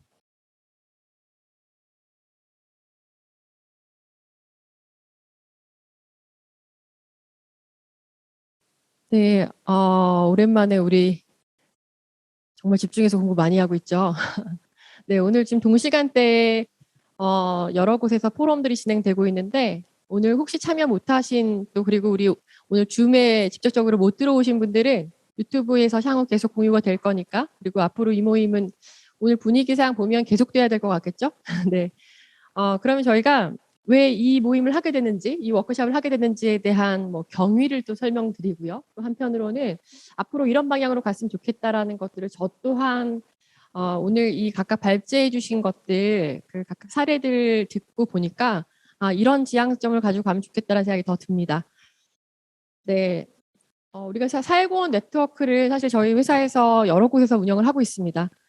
근데 이것이 지역적인 한계를 넘어서 이것이 서울 지역, 뭐 제주 지역, 인천 지역. 사실 어제도 인천에 그 사회공헌 센터 처음 이제 출범하면서 저희가 이제 지역 네트워크씩 만들고 있거든요. 근데 이 지역별로 왜 네트워크가 필요하냐면 요즘과 같은 시기에 사실 정보가 없겠습니까? 그리고 대기업들은 더 많은 글로벌 정보 많이 받으실 거고요. 근데 그런데도 불구하고 실제 어떤 정보를 얻으려면 대상별 정보랄지 아니면 이것에 진행하는 것에서의 한계가 뭘지 뭐 이런 거에 대한 거는 자유 접근이 참 어렵거든요. 그래서 사실 우리는 살아있는 네트워크를 원합니다. 그래서 이것이 어떤 뭐 사실 이런 네트워크를 하려고 하면 기업들이 가장 부담스러운 것은 우리 지금 관내에서 정말 많은 사업 하고 있다, 진행하고 있다. 또 그래서 또 새로운 어떤 추가 자원을 발굴하긴 기부금을 또 출연하기는 너무 좀 부담스럽다. 이런 걸로 좀 고사하시는 경우도 많이 있어요. 근데 저희는 그런 의도는 아니고요. 사실은 각 단위에서 너무 잘하고 계시지만 한편으로는 정보가 정말 필요한 정보가 아니면 정말 필요한 경험들이 공유되지 못해서 그것들로 오히려 산발적인 지원이 되고 있지 않나 싶어요. 제가 오늘 이제 사례로 또 보여드릴 건데요. 영등포 이사회공헌 네트워크는 사실은 영등포 관내에 있는 다양한 기업들, 공공기관들, 또 다양한 NGO들, 또 다양한 실제 상공인들 이런 분들은 각각의 애로를 가지고 있으면서 또 한편으로는 영등포에 가장 많은 애착을 가지고 있는 그룹들이거든요. 그런데 각각의 어떤 뭐 생계 목표랄지 아니면 그 기업의 업의 특성이 다르기 때문에 그냥 각 단위로 분절돼서 운영되고 있는 것이 특징이죠. 근데 이걸 어떻게 하면 우리가 공동의 목표를 잡을 수 있을까? 이것이 사실은 특정 어떤 이슈를 해결하는 것뿐만이 아니라 각 기업이 가지고 있는 장점들을 어떻게 더 극대화시킬 수 있을까? 그게 저의 관심사거든요. 그래서 영등포 안에서 보면 여러 가지 구정 사업들, 매니페스토 사업들 보면은 교육, 문화, 복지 이런 사업들이 다 환경 사업까지 다 있어요. 근데 이 사업들을 잘 들여다보면 기업이 하고 있는 CSR 활동과 너무나 맞닿아 있거든요. 그런데도 불구하고 우리가 대상을 발굴하기, 어떤 우리가 공모 사업 위주로 하다 보니까 항상 기한이 있고요. 또 한편으로는 기한이 있으면 이 사업이 아무리 성과가 좋아도 계속 재원을 마련해야 되니까 지속 가능하지 못하다는 한계가 있었어요. 그래서 또 저희가 비영리 단체들 교육을 하다 보면 요즘 환경이 막 트렌드인데 ESG 때문에 우리 복지 쪽은 어떻게 ESG 적용을 할 수 있을까? 밀접하지 않다고 생각하시거든요. 그러다 보니까 전통적으로 취약계층을 지원하던 사업들이 이렇게 오히려 도태된다고 생각하시는 걱정들도 있어요. 그래서 이제 이런 것들을 어떻게 지속적으로 우리가 지역사회 안에서 계속 나오는 여러 가지 상황들을 잘 믹스해서 또 공동의 목표를 이룰까 이런 것들을 한번 나눠보도록 하겠습니다. 아마 이 텍스트 보시면 우리는 앞으로 이제 이런 네트워크를 운영해서 진행을 할 건데요. 근데 여기 보시면 제가 처음에 이걸 시작하게 된 게 우리 상반기 한 2월 달쯤이었을까요? 영등포 쪽에서 영등포 관내에 있는 모든 기관들에게 CSR에 관한 기본적인 학습을 좀 하고 싶다 이런 의견을 주셨어요. 그래서 한 4명의 강사들이 CSR에 대한 기초 교육들을 저희가 동영상을 제작해서 같이 공급을 해드렸습니다. 이걸 통해서 다양한 공공기관에서도 이것을 보았다라고 이제 연락 주시기도 하고요. 그럼 이 다음 단계는 뭘 하면 되겠냐, 또 다른 정보들은 어떻게 하면 좋겠냐 이런 얘기를 하셨고요. 한편으로는 실제로 이제 우리 구청으로 연락을 주신 기업들이 있었는데 오늘 발표하셨던 코레일 유통에서는 우리가 최근에 ESG 경영 선포했는데 영등포구랑 협력해서 하고 싶은 사업들, 구체적인 사업들이 좀 필요하다 이런 의견 주셨고요. 또 롯데푸드에서는 우리도 이제 기업 문화팀에서 또 협력 사업들 하고 싶다. 그러니까 좀 정보를 좀 달라. 이런 또 전화를 받았습니다. 서비스 에이스에서도 우리가 이제 소상공인 응원 프로젝트 뭐 컬러링 관련된 것도 하고 있는데 이런 것들도 더 필요한 대상이 있을까라고 계속 꾸준히 연락을 주셨고요. 이런 필요들을 보니까 사실 구청 공무원들 입장에서는 사실 이런 CSR 전담 부서가 없기 때문에 이런 정보 제공을 어떻게 해야 되는 거지? 또 한편으로는 이것이 선거나 아니면 이런 모금법에 걸리는 거 아닌가? 이런 두려움이 또 있으시거든요. 그래서 이제 그런 것들을 좀 해소하고자 각 기업이 원하시는 또 가지고 계신 자원들이 다 다르기 때문에 그런 것들을 이제 연계하는 것들을 하나씩 시작하게 됐습니다. 우리 구청 사업 중에 마을 도서관 사업이 있어요. 우리 기업들 CSR 사업들을 보면 도서관 사업 참 많이 하시거든요. 그래서 특히 뭐 LG 쪽의 그 기업들 같은 경우에는 장애인 IT 쪽, 디바이스 쪽이 또 강화되기도 하고요. 우리 그 구청에서 마을 도서관 쪽은 담당을 하고 있는 부서가 도서관 팀도 있고요. 또 이 도서관에 어떤 컨텐츠를 넣는 것은 지식문화팀에서 또 담당하고 있거든요. 그런데 각 동마다 마을 도서관을 만들어야 되는데 사실 재원은 기본적으로 있긴 하지만 그 안에 특히 영등포 지역에는 뭐 인원이 많고 적고의 문제가 아니라 장애인 아동을 둔 또 장애인 가족을 둔 사람들도 참 많기 때문에 그런 분들은 이 도서관에 있어서 일반인보다는 많이 이용하지 못하긴 하지만 조금 더 장애인 접근성이 높은 그 재원들이 필요한 거죠. 근데 이것을 구청의 예산으로는 그런 전문 기기를 설치하거나 또 이런 아이템을 만들기가 힘들기 때문에 저희가 이런 것들은 기업에서 도서관 사업을 하고 있는 쪽 아니면 장애인을 위한 특화된 디바이스를 갖고 있는 쪽 이런 쪽은 연계를 하면 정말 풍성한 자원이 되겠더라고요. 그래서 처음 사업 취지는 그 생활 밀착형 도서관을 조성을 하고 싶은데 어떤 지식문화 습득 차원에서 공간 조성만 지금은 하고 있다. 그런데 여기에 좀 IT 기구나 또 AI가 들어가 있는 이런 좀 맞춤형 정보들이 좀 들어갔으면 좋겠다라는 의견을 주셨었고요. 여기에서 전자도서관이나 오디오북, 키오스크 이런 것들에 대한 주민 요구는 많은데 이런 거에 대한 전문 자문이 좀 붙었으면 좋겠다. 이런 의견들이 있었습니다. 부서에서 저희가 수요 조사를 받았거든요.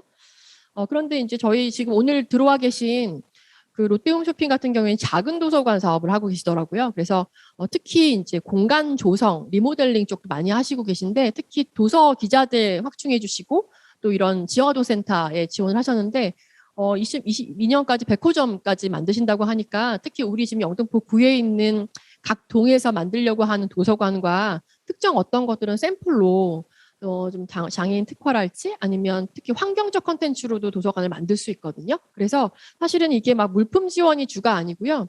마을의 커뮤니티가 도서관이잖아요. 그러니까 그런 사업과 기업의 CSR 도서관 사업이 좀 연결되면 어떻게 좋지 않을까라는 아이디어였습니다.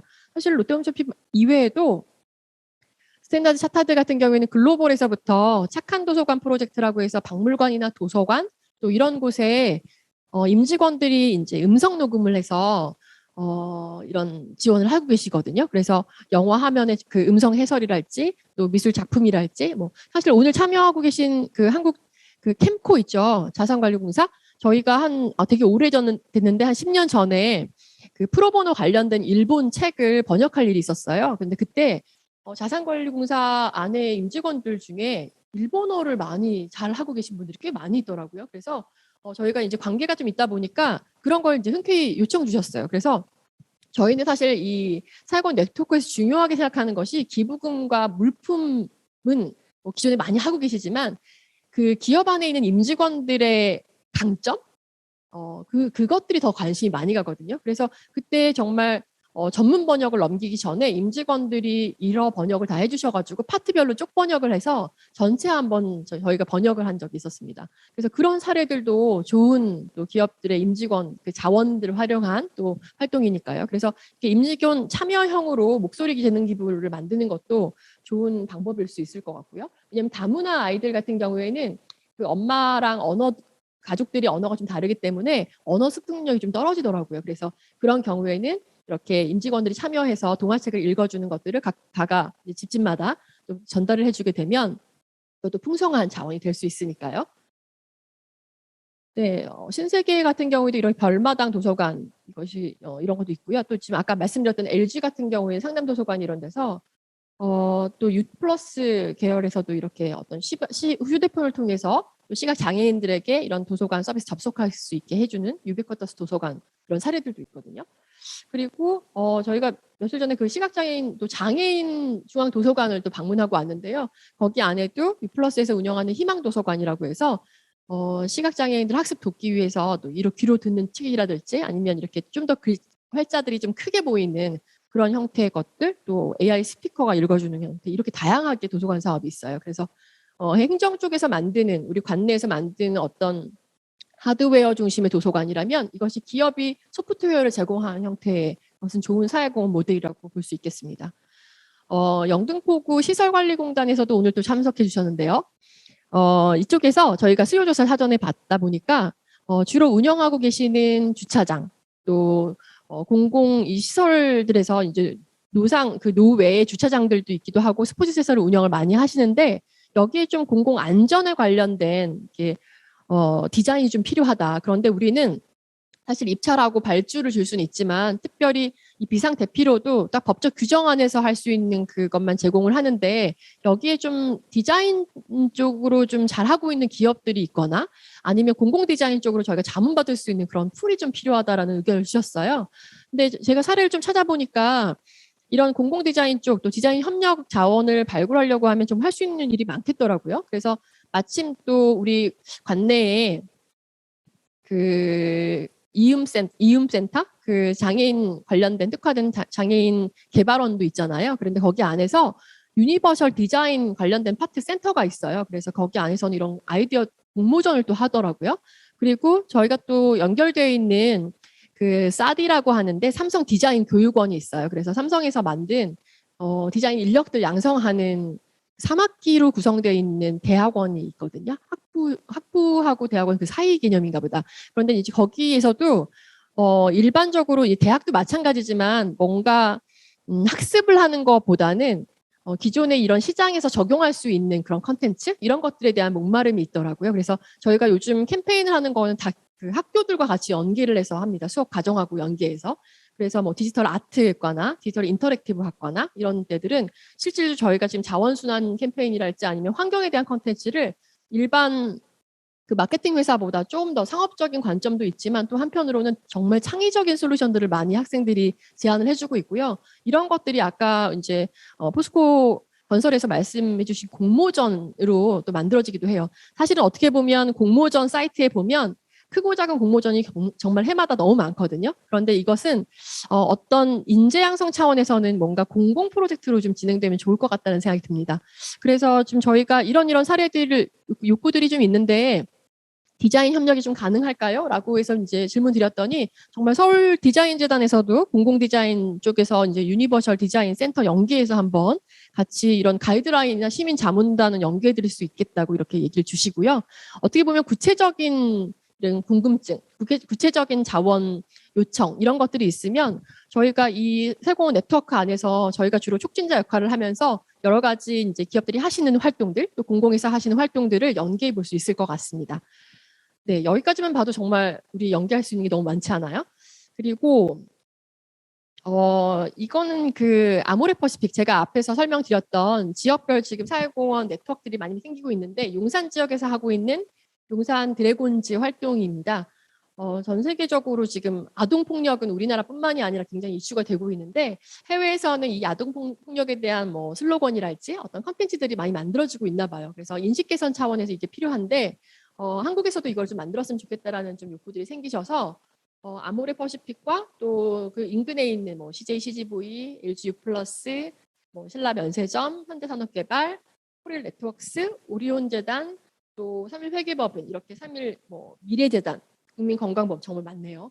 용산구 자원보호센터, 숙련여대에서도 디자인과 쪽에서 같이 협력을 하셔서 여기도 보시면 기업도 있지만 공공도 같이 들어와 있고요. 대학까지 같이 들어와 있어서 모두가 같이 자원을 나누는 활동들이 보여집니다. 앞에 이제 이랜드 재단에서도 그런 사례들을 공유해 주셨는데 각 기관들이 가지고 있는 경험치가 너무 달라요. 그래서 이런 것들은 정말 협력적 거버넌스에 꼭 필요한 것들이거든요. 그래서 이제 아동 학대에 관련된 것들을 어떻게 하면 모두가 이제 참여해서 디자인 팀을 같이 구성해가지고 특정 어떤 여기에 뭐 기업들이 뭐 어떤 재원을 많이 출연하는 이슈가 아니라 가지고 있는 인프라 안에서 이제 지원하는 상황이죠. 그리고 이걸 어떻게 홍보할까 하냐면 실제로 이제 이런 아동 권리 보장 관련된 기관들이 아동권리보장원에서 또 같이 홍보나 솔루션 또 다른 것들이 다음 스텝으로 넘어갈 수 있도록 이런 활동들을 하고 있죠. 이런 아이디어들이 계속 공유됐으면 좋겠습니다. 우리가 도서관 지원 사업을 한다고 해서 계속 도서관만 각각 회사들의 이름을 붙여서 만드는 게 좋을까요? 아니면 그 지역에 여러 기업들이 도서관에 관심 있는 기업들이 모여가지고 그 안에 여러 인프라들을 같이 만들어내는 게 좋을까요? 아마 우리가 처음에는 이렇게 민간 협력이 좀 어려운 이유는 실제 다자 간의 협력, 제가 최근에도 어떤 캠페인 협약을 진행을 하면서 느꼈던 건데 야, 누가 제일 먼저 앞자리에 설 거야? 아니면 로고를 누구 걸 제일 먼저 박을 거야? 사실 이것부터 사실 협력 사업에서 가장 힘들거든요.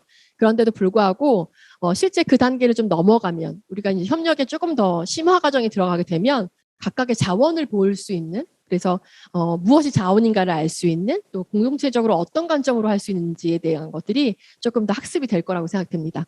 지금 자원순환 캠페인들은 굉장히 다양하게 진행이 되고 있는데 앞에 이제 코레일 유통에서도 사실 저희가 같이 기획한 사업들을 필요한 거점이 참 발굴이 어려웠거든요. 왜냐하면 이 우유팩을 제가 우유팩 그 자원순환 캠페인 같은 경우에는 한살림을 통해서 많은 아이디어를 얻었습니다. 그리고 한살림에서도 자체적으로 매장이 조합원들이 운영하신 거기 때문에 조합원 대상으로 이제 리워드가 가야 되는데 일반 시민들이 참여할 수 있는 거점들이 참 부족했었거든요. 그리고 뭐 우유 회사랄지 아니면 또 이런 카페 거점이랄지 이런 것들이 공공 자원들이 들어와야 되는데 그것을 뭐 모으는 것까지는 하는데 이거 다음에 수거하고 세척하고 배출하는 공정에서 들어가는 이런 불편함 이런 것들은 임직원들에게 이거를 같이 참여하게 하기 참 어려운 거예요. 근데 한편으로는 또 자원봉사 어떤 콘텐츠 발굴에서는 이런 세부 활동들이 되게 필요하기도 한데 각 부서마다 필요한 사업들이 다 다른 거예요. 그래서 어떤 부서는 자원봉사 콘텐츠를 발굴해야 되고 어떤 곳에서는 ESG 관련된 콘텐츠를 만들어야 되고 각각 파편적으로 과업을 수행해야 되는 것이 아직 기업 안에서는 어려웠었거든요. 그런데 저희가 서울시에서 이런 이슈가 있었습니다. 지금 한 5개 지역의 시범 사업으로 내년 중반기까지 진행이 될 건데요.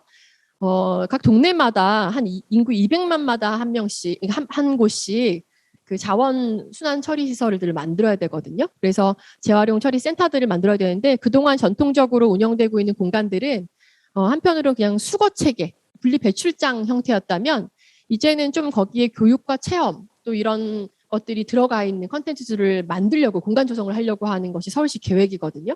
그런데 지금 보이는 5개 지역이 지금 현재 시범으로 공간을 조성하고 있고요. 아마 내년도에는 이것들이 그 공간 안에 어떤 컨텐츠를 넣는 것으로 시작이 될 겁니다. 한데 우리 영등포는 저는 미리 컨텐츠부터 준비를 했으면 좋겠다는 생각이 들어서 지금 코레일 유통도 들어와 있지만 지역에 있는 우리 관내에 작은 카페들 저희가 조사해 보니까 한 180여 개가 되더라고요. 그래서 하나하나 그 자원순환 캠페인에 동참할 수 있고 또 그래서 제가 어제 전화드리면서 그 영등포 그 소상공인 협회 있죠. 그쪽에서도 같이 연대해서 같이 이제 아이디어를 모아주시겠다고 또 의견을 주셨었습니다. 네.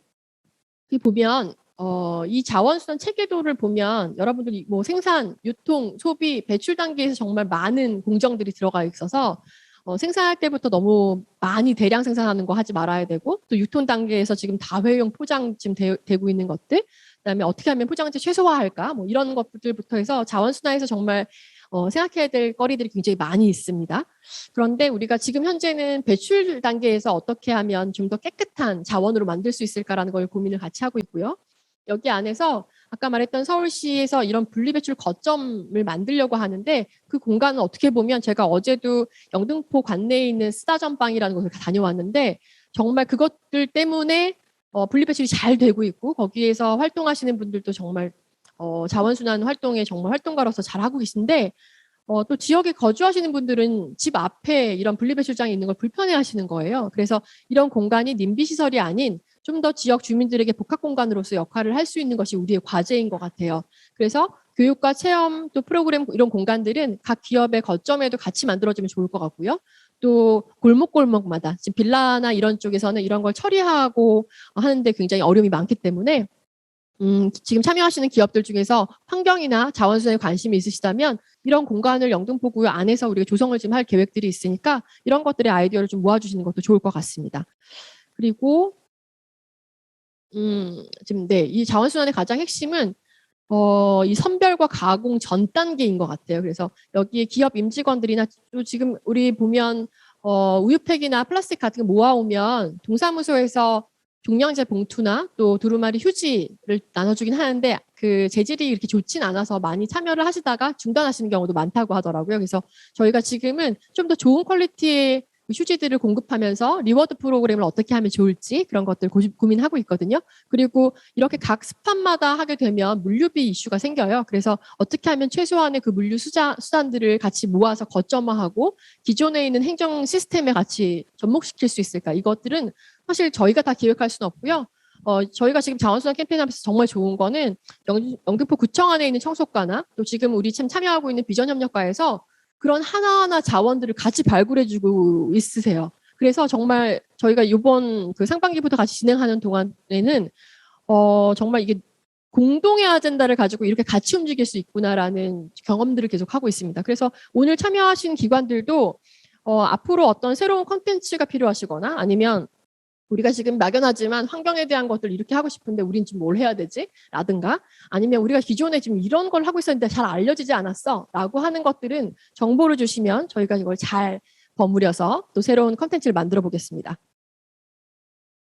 네, 이런 것들은 좀 읽어보시고요. 그래서 저희가 서울시 계획도 있지만 앞으로 이런 레이너 플라자도 있고 또 지금 대규모 유통사들에서 서울에서는 한 10개 내지 한 15개 정도로 해서 제로 웨이스트 샵을 또 조성하는 사업들을 하고 있거든요. 그래서 저희가 다양한 유통사들하고도 지금 저희가 협력해서 앞으로 향후 이걸 어떻게 거점화하고 만들어낼지 또 이런 것들이 지금 참여하고 있는 도시재생 사업이나 또 사회적 기업 육성 사업과 맞닿아 있거든요. 그래서 각각의 공모 사업으로 한정된 유한한 사업을 할 것이 아니라 그런 사업들과 공공 프로젝트 그리고 여러 다양한 정보들이 같이 믹스가 된다면 굉장히 풍성하게 사업들을 끌고 나가고 지속 가능한 활로를 찾지 않을까 싶습니다.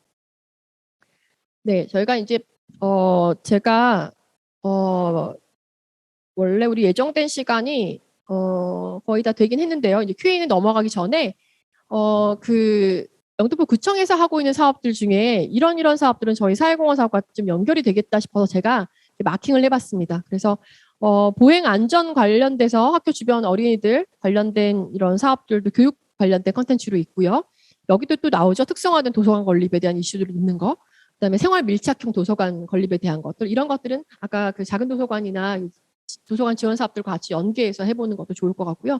저는 이제 공간 인프라를 만드는 것보다 그 안에 임직원들이 와서 정기적으로 이제 코로나가 끝나면 책 읽어주는 시스템 이런 것도 만들어주면 되게 스킨십이 생기면서 좋거든요. 그리고 제가 또 관내에 또 다른 자원들을 보니까 사실 오늘 이렇게 영상 송출해주는 기관들도 우리 영등포 관내에 있는 스타트업이에요. 그래서 이런 컨텐츠들은 비대면으로 항상 좋은 컨텐츠들을 만들어서 생성할 수 있으니까 이런 것들은 또 도서관 사업하고도 연결해 볼 수도 있고요.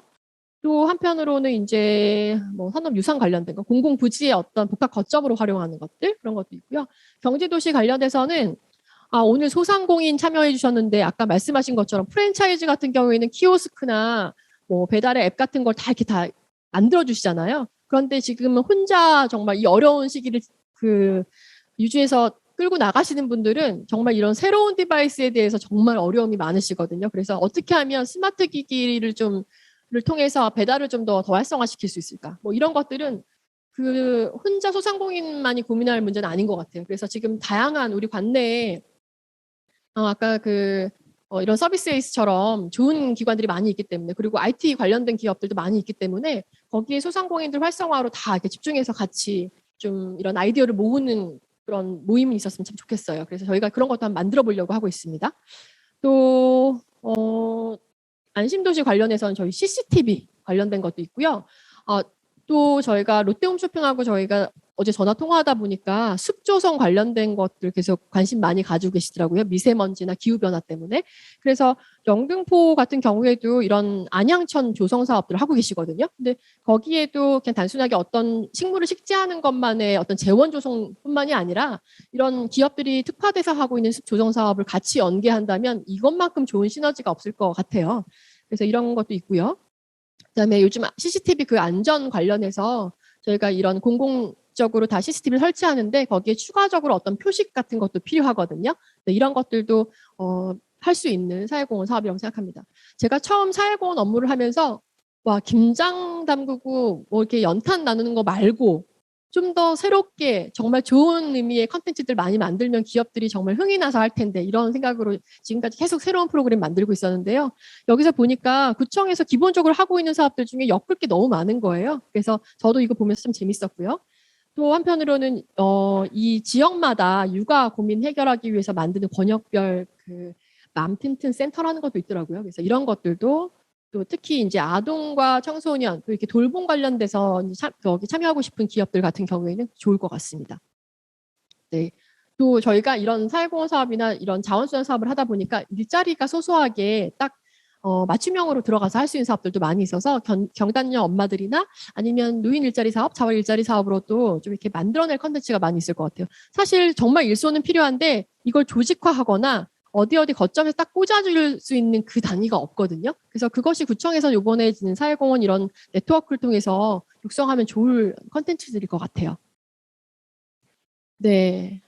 자, 이렇게 하면 우리가 앞으로 어떻게 좀 참여해서 그동안의 자원을 나눌 수 있을까 이제 볼 수 있을 것 같고요. 이거는 다 설명을 못 드릴 것 같아요. 그래서 지금 이제 또 그 Q&A 좀 해야 되지 않을까요? 시간이? 그죠? 그래서 이 다음의 컨텐츠는 다음 또 우리 네트워크 행사에서 계속적으로 할 거니까 그때 또 공유를 드리겠습니다. 저희가 서울시 사회공헌 사례도 있는데요. 이걸 통해서 저희가 자원순환 프로젝트에 들어갔기 때문에 그런 사례 공유를 해드리려고 했는데 정말 해드릴 얘기가 너무 많은데 말이죠. 네, 그럼 지금 여기서부터는 지금 오늘 참여하신 기관들 정말 1시간 반 이상 집중해 주시면서 이거 이렇게 줌으로 참여해 주시는 것도 참 힘든 일인데 네, 집중해 주셔서 감사하고요. 지금부터는 우리 이런 것 좀 참여해 보고 싶다라든가 야, 오늘 이 행사 처음 들어오긴 했는데 기대 이상으로 괜찮다라든가 아니면 이런 것도 좀 부족한 것 같아서 좀 더 했으면 좋겠다 이런 의견 다 좋으니까요. 채팅창에 남기셔도 되고요. 지금 저희가 영상이 지금 잘 되고 있으니까 줌으로 여러분 줌 회의 요즘 많이 참여하시잖아요. 그래서 저희가 이제 오픈해서 발표도 하실 수 있고 이게 대화하실 수 있게 열어드릴 수 있거든요. 그래서 의견 주시거나 이렇게 손 들어주시면 저희가 이제 Q&A 좀 원활하게 해보겠습니다.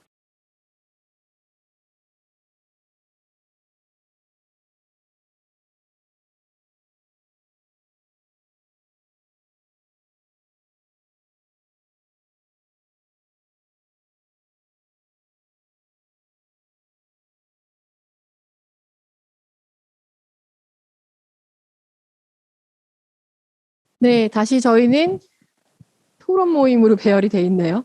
사실은 이게 딱딱한 토론을 할 건 전혀 아니고요. 여러분들 오늘 참여하시면서 좀 어땠는지 먼저 한번 그냥 편하게 사실 그 오늘 행사 전에는 우리 이렇게 만난 적 없었잖아요. 그죠? 네. 네. 네, 그래서 오늘 좀 들으시면서 사실 이렇게 집중적으로 다른 기관들은 또 이렇게 하고 있고 또 공공기관만의 또 꽂히는 부분이 있거든요. 그래서 이제 그런 부분도 같이 이제 학습이 되고 또 다른 재단 차원에서 또 기업 차원에서 또 이런 활동들 하시면서 사실 오늘 보통 이런 포럼 기획 같은 거는 워크숍을 하게 되면 성공 사례 발표하는 그런 걸로 하게 되면 다른 재원이 많지 않거나 아니면 이런 거 미처 하지 못하는 재원 규모가 작아서 그런 기업 같은 경우에는 야, 저 기업은 대기업이고 인프라가 많으니까 이런 사업을 하지라고 말씀하시거든요. 근데 그걸 지금 하려는 건 아니고 처음에 이제 포스코 건설도 어떤 아이템을 찾기 위해서 참 고군분투하고 또 이렇게 하나씩 열리는 정보들이 열리는 그리고 또 다른 자원들이 열리는 이런 과정들 또 이런 재단에서도 마찬가지고요. 그래서 이제 기존에 하고 있는 것들의 노하우를 같이 공유하는 그리고 이건 우리만의 사업이 아니라 지역사회 안에서 같이 좀 뭔가 더 힘이 믹스돼야 되겠다. 이제 어떻게 보면 한 기업이 다 감당할 수 없으니까요. 그래서 한번 그냥 여러분들 그 얘기 주시기 전에 네, 한 번씩 그냥 오늘 참여하시면서 어떠셨는지 이 순으로 한번 해볼까요? 네. 네, 오늘 사실 뭐 외부에서 뭐 이런 많은 포럼 같은 거, 뭐 그리고 토론회 같은 거를 많이 하는데 직접 좀 참여하게 돼서 또 참여하게 되니까 좀 더 이제 집중이 되고 또 많은 사례들을 접할 수 있는 것 같아서 좋았고요. 특히 이렇게 뭐 사실 보통은 뭐 기업들이나 뭐 이런 뭐 주요 단체들이 주가 돼서 하는 활동들이 많은데 이렇게 구에서 또 하는 활동은 이제 구가 또 이제 중심에서 하는 활동은 또 처음인 것 같아요. 그래서 이렇게 국가에서 주도적으로 뭐 이런 사업들을 하는 거에 대해서 좋게 생각을 하고 무엇보다 기존의 사회공헌 활동을 넘어서 이제 기업들이 가지고 있는 그런 역량들을 활용을 해서 이제 최소한의 재원으로 이제 최대한의 효과를 내는 그런 방식으로 지금 전환된다는 점에서 정말 뭔가 의의가 있는 것 같았습니다. 네. 네, 오늘 말씀을 나누는 걸 이제 들으면서 이제는 뭐 혼자 다 한다라는 그런 개념은 좀 이제 버려야 되겠구나 라는 그런 생각도 좀 하게 됐고요. 특히 이제 지자체에서도 해결해야 될 과제들이 좀 많이 있고 또 그것을 어떻게 효과적으로 아니면 전문가 집단이라든가 지역사회가 함께 해결하고자 하는 그런 의지들이 참 많이 있구나라는 것들을 좀 보게 되었고요. 그만큼 기업이 또 사회적인 책임이라든가 함께할 영역이 더 많이 늘어나는 그런 부분인 것 같아서 그러한 생각들을 좀 하게 되는 좀 좋은 시간이었던 것 같습니다. 예, 반갑습니다. 예, 오늘 참여해 주신 분들 중에 아는 분이 한 분도 없었으면 하는 바람이 있었는데 우리 직원이 한 명 참석해 있네요. 예, 먼저 오늘 이렇게 뜻깊은 행사에 참여하게 돼서 기쁘게 생각하고요. 먼저 포스코 건설 최경정 과장님과 이랜드 재단 김우 국장님 사례 발표해 주셨는데 먼저 그 CSR 활동에 대해서 먼저 앞서서 활동해 주시고 좋은 사례 많이 또 배우고 가는 자리가 됐습니다. 사실 저희 기관이 뭐 정부 예산 비수반 기관이지만 투자를 목적으로 하고 있지만 어떤 공공 가치를 확산을 하기 위해서 ESG 경영을 도입을 했고요. 막상 ESG 경영을 도입을 해놓고 나니까 그 환경 문제부터 이제 관심을 갖기 시작했는데 그다음에 이제 우리가 뭘 해야 될지에 대해서 좀 난감했습니다. 일단 문제는 나와 있는데 예를 들어서 종이팩 자원을 수거하는데 그러면 그 수거한 이후에 우리가 어떻게 이거를 활용해야 될까 이제 그런 고민들을 많이 하게 됐는데요. 우리 그때 교육의 CSR 이펙트 대표님의 사회공헌 네트워크라든가 이런 기관을 통해서 여러 기관들이 갖고 있는 자원에 대해서 조금 관심을 갖기 시작했고 우리가 갖고 있는 자원과 우리가 갖고 있지 않은 자원들 필요한 자원들이 곳곳에 있는 것을 알았어요. 그래서 앞으로는 우리 기관이 하고자 하는 일보다는 주위에서 많은 기관들이 하고 있는 일에 대해서 좀 더 많은 관심을 가지고 그 활동들과 우리 기관이 활동을 어떻게 연계시킬까 하는 부분에 대해서 좀 더 고민을 많이 해 나가는 시간을 갖도록 하겠습니다. 예, 오늘 발표가 좀 부족했는데요. 예, 앞서 말씀드렸지만 워크숍 끝난 다음에 좋아요, 구독 꼭 눌러주시기 바랍니다. 예, 감사합니다. 네, 저희 그 좋아요, 구독 담당이 이유일 처장님이십니다. 제가 질문을 드리고 싶은 기관이 있어요. 그 저랑 어제 통화도 하셨는데 영등포 소상공인 연합회 지금 혹시 대화해 주실 수 있나요? 음성 풀어서. 네, 소상공인들이 지금 요즘 참 많은 고통 겪고 계신데 기업들도 여기에서 뭐 이렇게 먼저 선결제를 한다거나 아니면 이런 지원들 하는 경우가 많이 있거든요. 근데 실질적인 도움이 지속적인 도움이 되지 못할 수가 있어서 실제로 우리 지금 관내에서 어떤 그런 지금 참여하고 계신 세탁소랄지 식당이랄지 카페들 이렇게 있으신데 네, 조금 의견 주실 수 있을까요?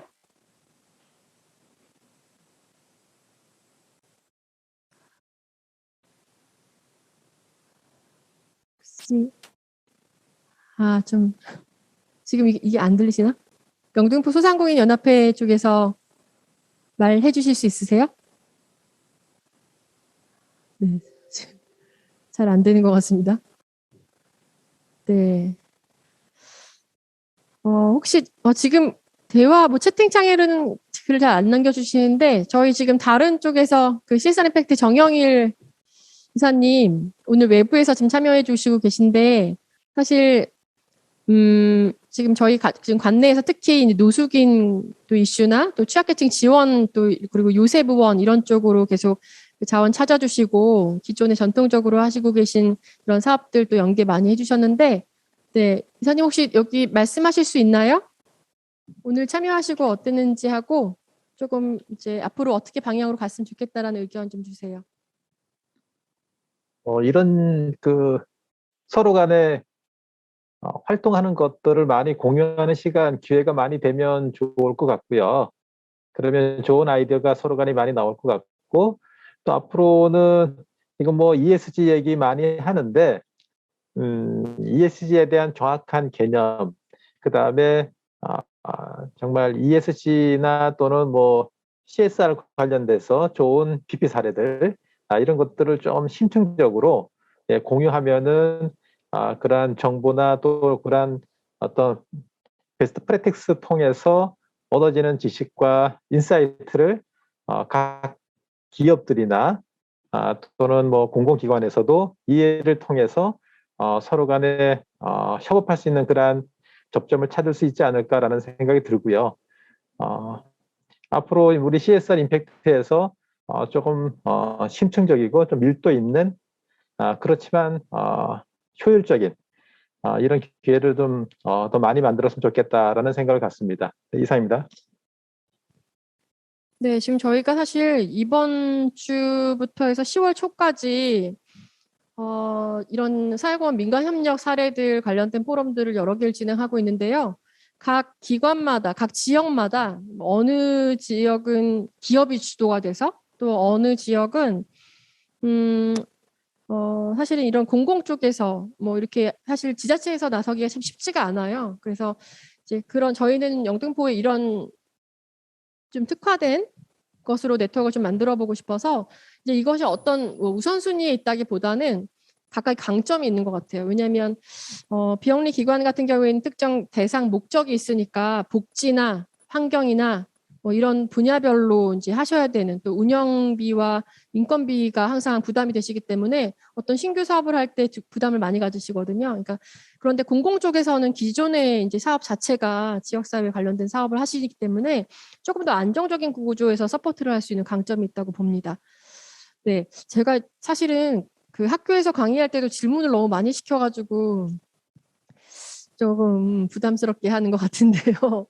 혹시 서비스 에이스 쪽에서도 저희 사실 구청 쪽으로 많이 이제 이런 협력 제안들 많이 주셔가지고요. 대화하실 수 있을까요? 지금 치매 노인 대상으로나 어린이집 관련해서 아이들 그 스마트폰 중독 예방 관련된 것도 또 이렇게 지원해주고 계시거든요. 혹시 대화하실 수 있을까요? 네, 안녕하세요. 서비스에이스 최현수 매니저고요. 저희가 지금 말씀하시는 학교나 어린이집 통해서 하는 거는 지금 저희 이호진 매니저님께서 담당을 하고 계셔가지고 이호진 매니저님께서 좀 더 자세하게 말씀해 주실 수 있도록 하겠습니다. 네, 안녕하세요. SK텔레콤 서비스에이스 이호진 매니저고요.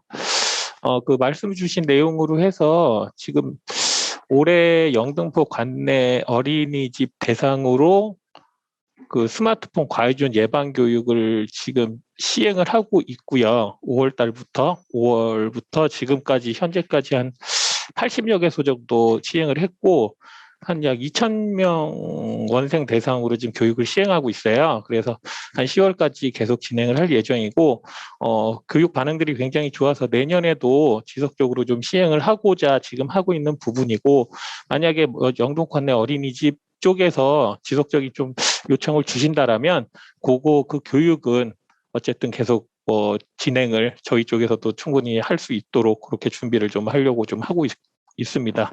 그리고 저희 쪽에서 그 소상공인 응원 프로젝트라고 해서 현재 지금 SK텔레콤 상품이 V 컬러링이 있는데 그 영상을 그 소상공인 대상으로 해서 영상 제작을 해서 상대방이 전화를 걸었을 때 상대방이 그 가게 홍보나 뭐 그 사업체 홍보 영상이 보이게끔 그렇게 무료로 제작을 해드리는 그런 프로젝트로 올해 진행을 좀 했었고, 현재 한 160여 개 정도를 제작을 했어요. 160여 개 정도 제작을 했고, 뭐 물레동 창작촌이라든가 뭐 그런 쪽에도 제작을 좀 한 건이 좀 사례들이 있어서, 그런 부분도 추후에 요청을 해주신다라면 그런 부분도 이제 추후에 다른 형태의 뭐 저희 쪽에서 좀 지원을 할 수 있는 그런 형태가 있다라면 그런 부분에 대해서도 저희는 지속적으로 좀 할 수 있을 거는 같고, 뭐 추가적으로 다른 뭐 교육 부분이나 그런 부분이 필요하시다면 뭐 스마트 기기 활용법이라든가 뭐 IT 활용법이라든가 그런 부분이 뭐 필요하시다라면 저희 쪽으로 요청해 주시면 언제든지 저희 쪽으로는 검토를 충분히 할 수 있을 것 같습니다. 네, 이상입니다. 네, 감사합니다.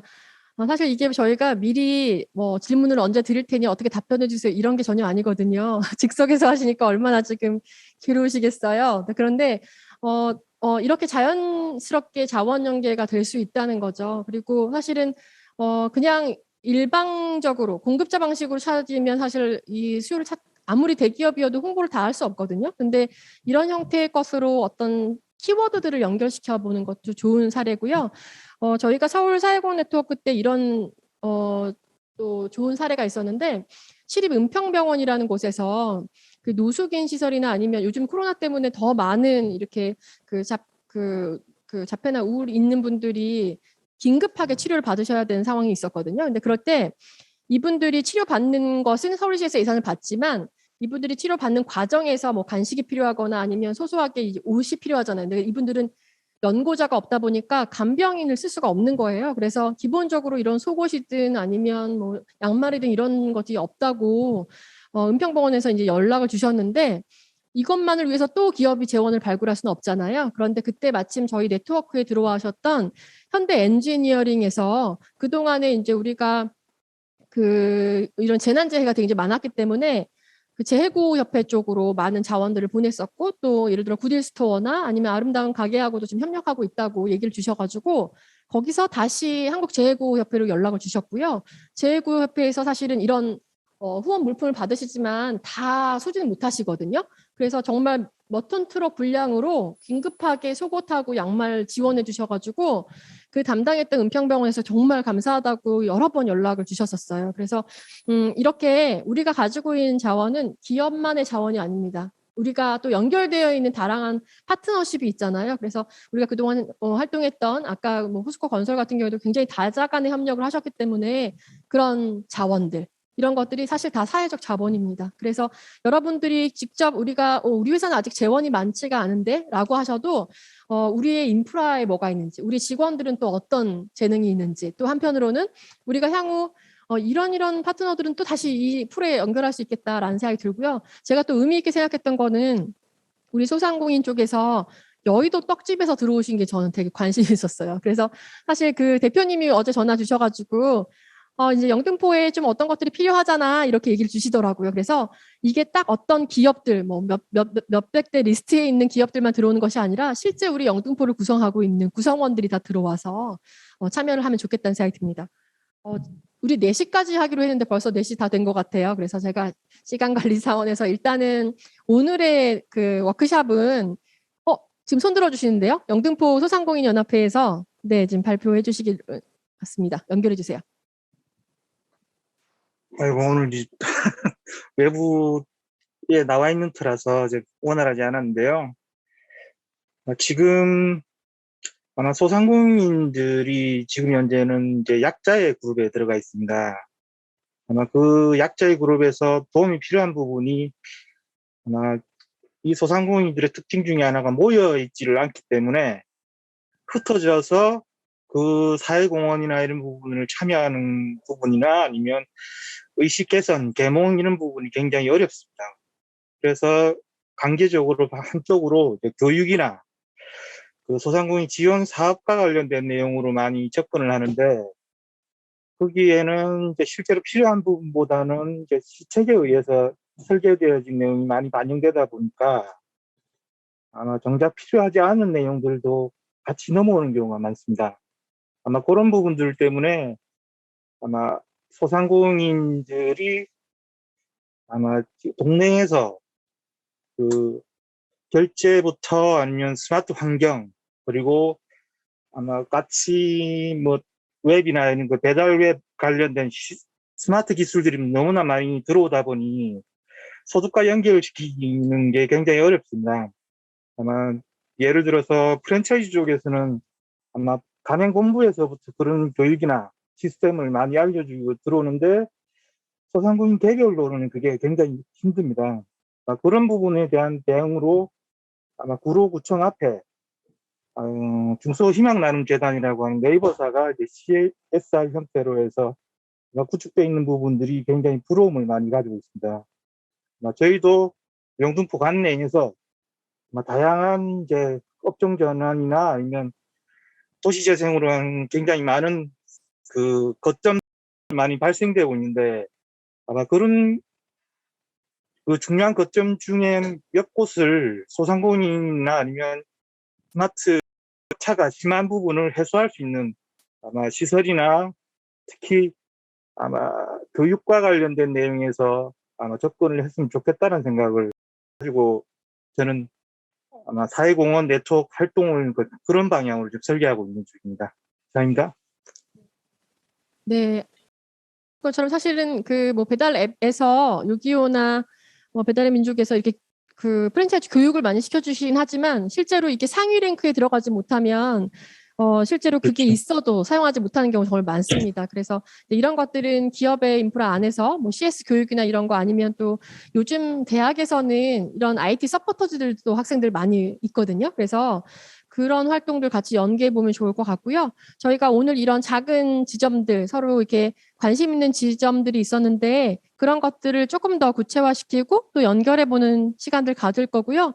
오늘도 이제 다음 우리 모임 있을 때는 우리 회사도 좀 발표를 하시고 싶다 뭐 이런 분들도 꽤 있으셨어요. 그래서 추가로 후속으로 그런 과정들 만들 거고요.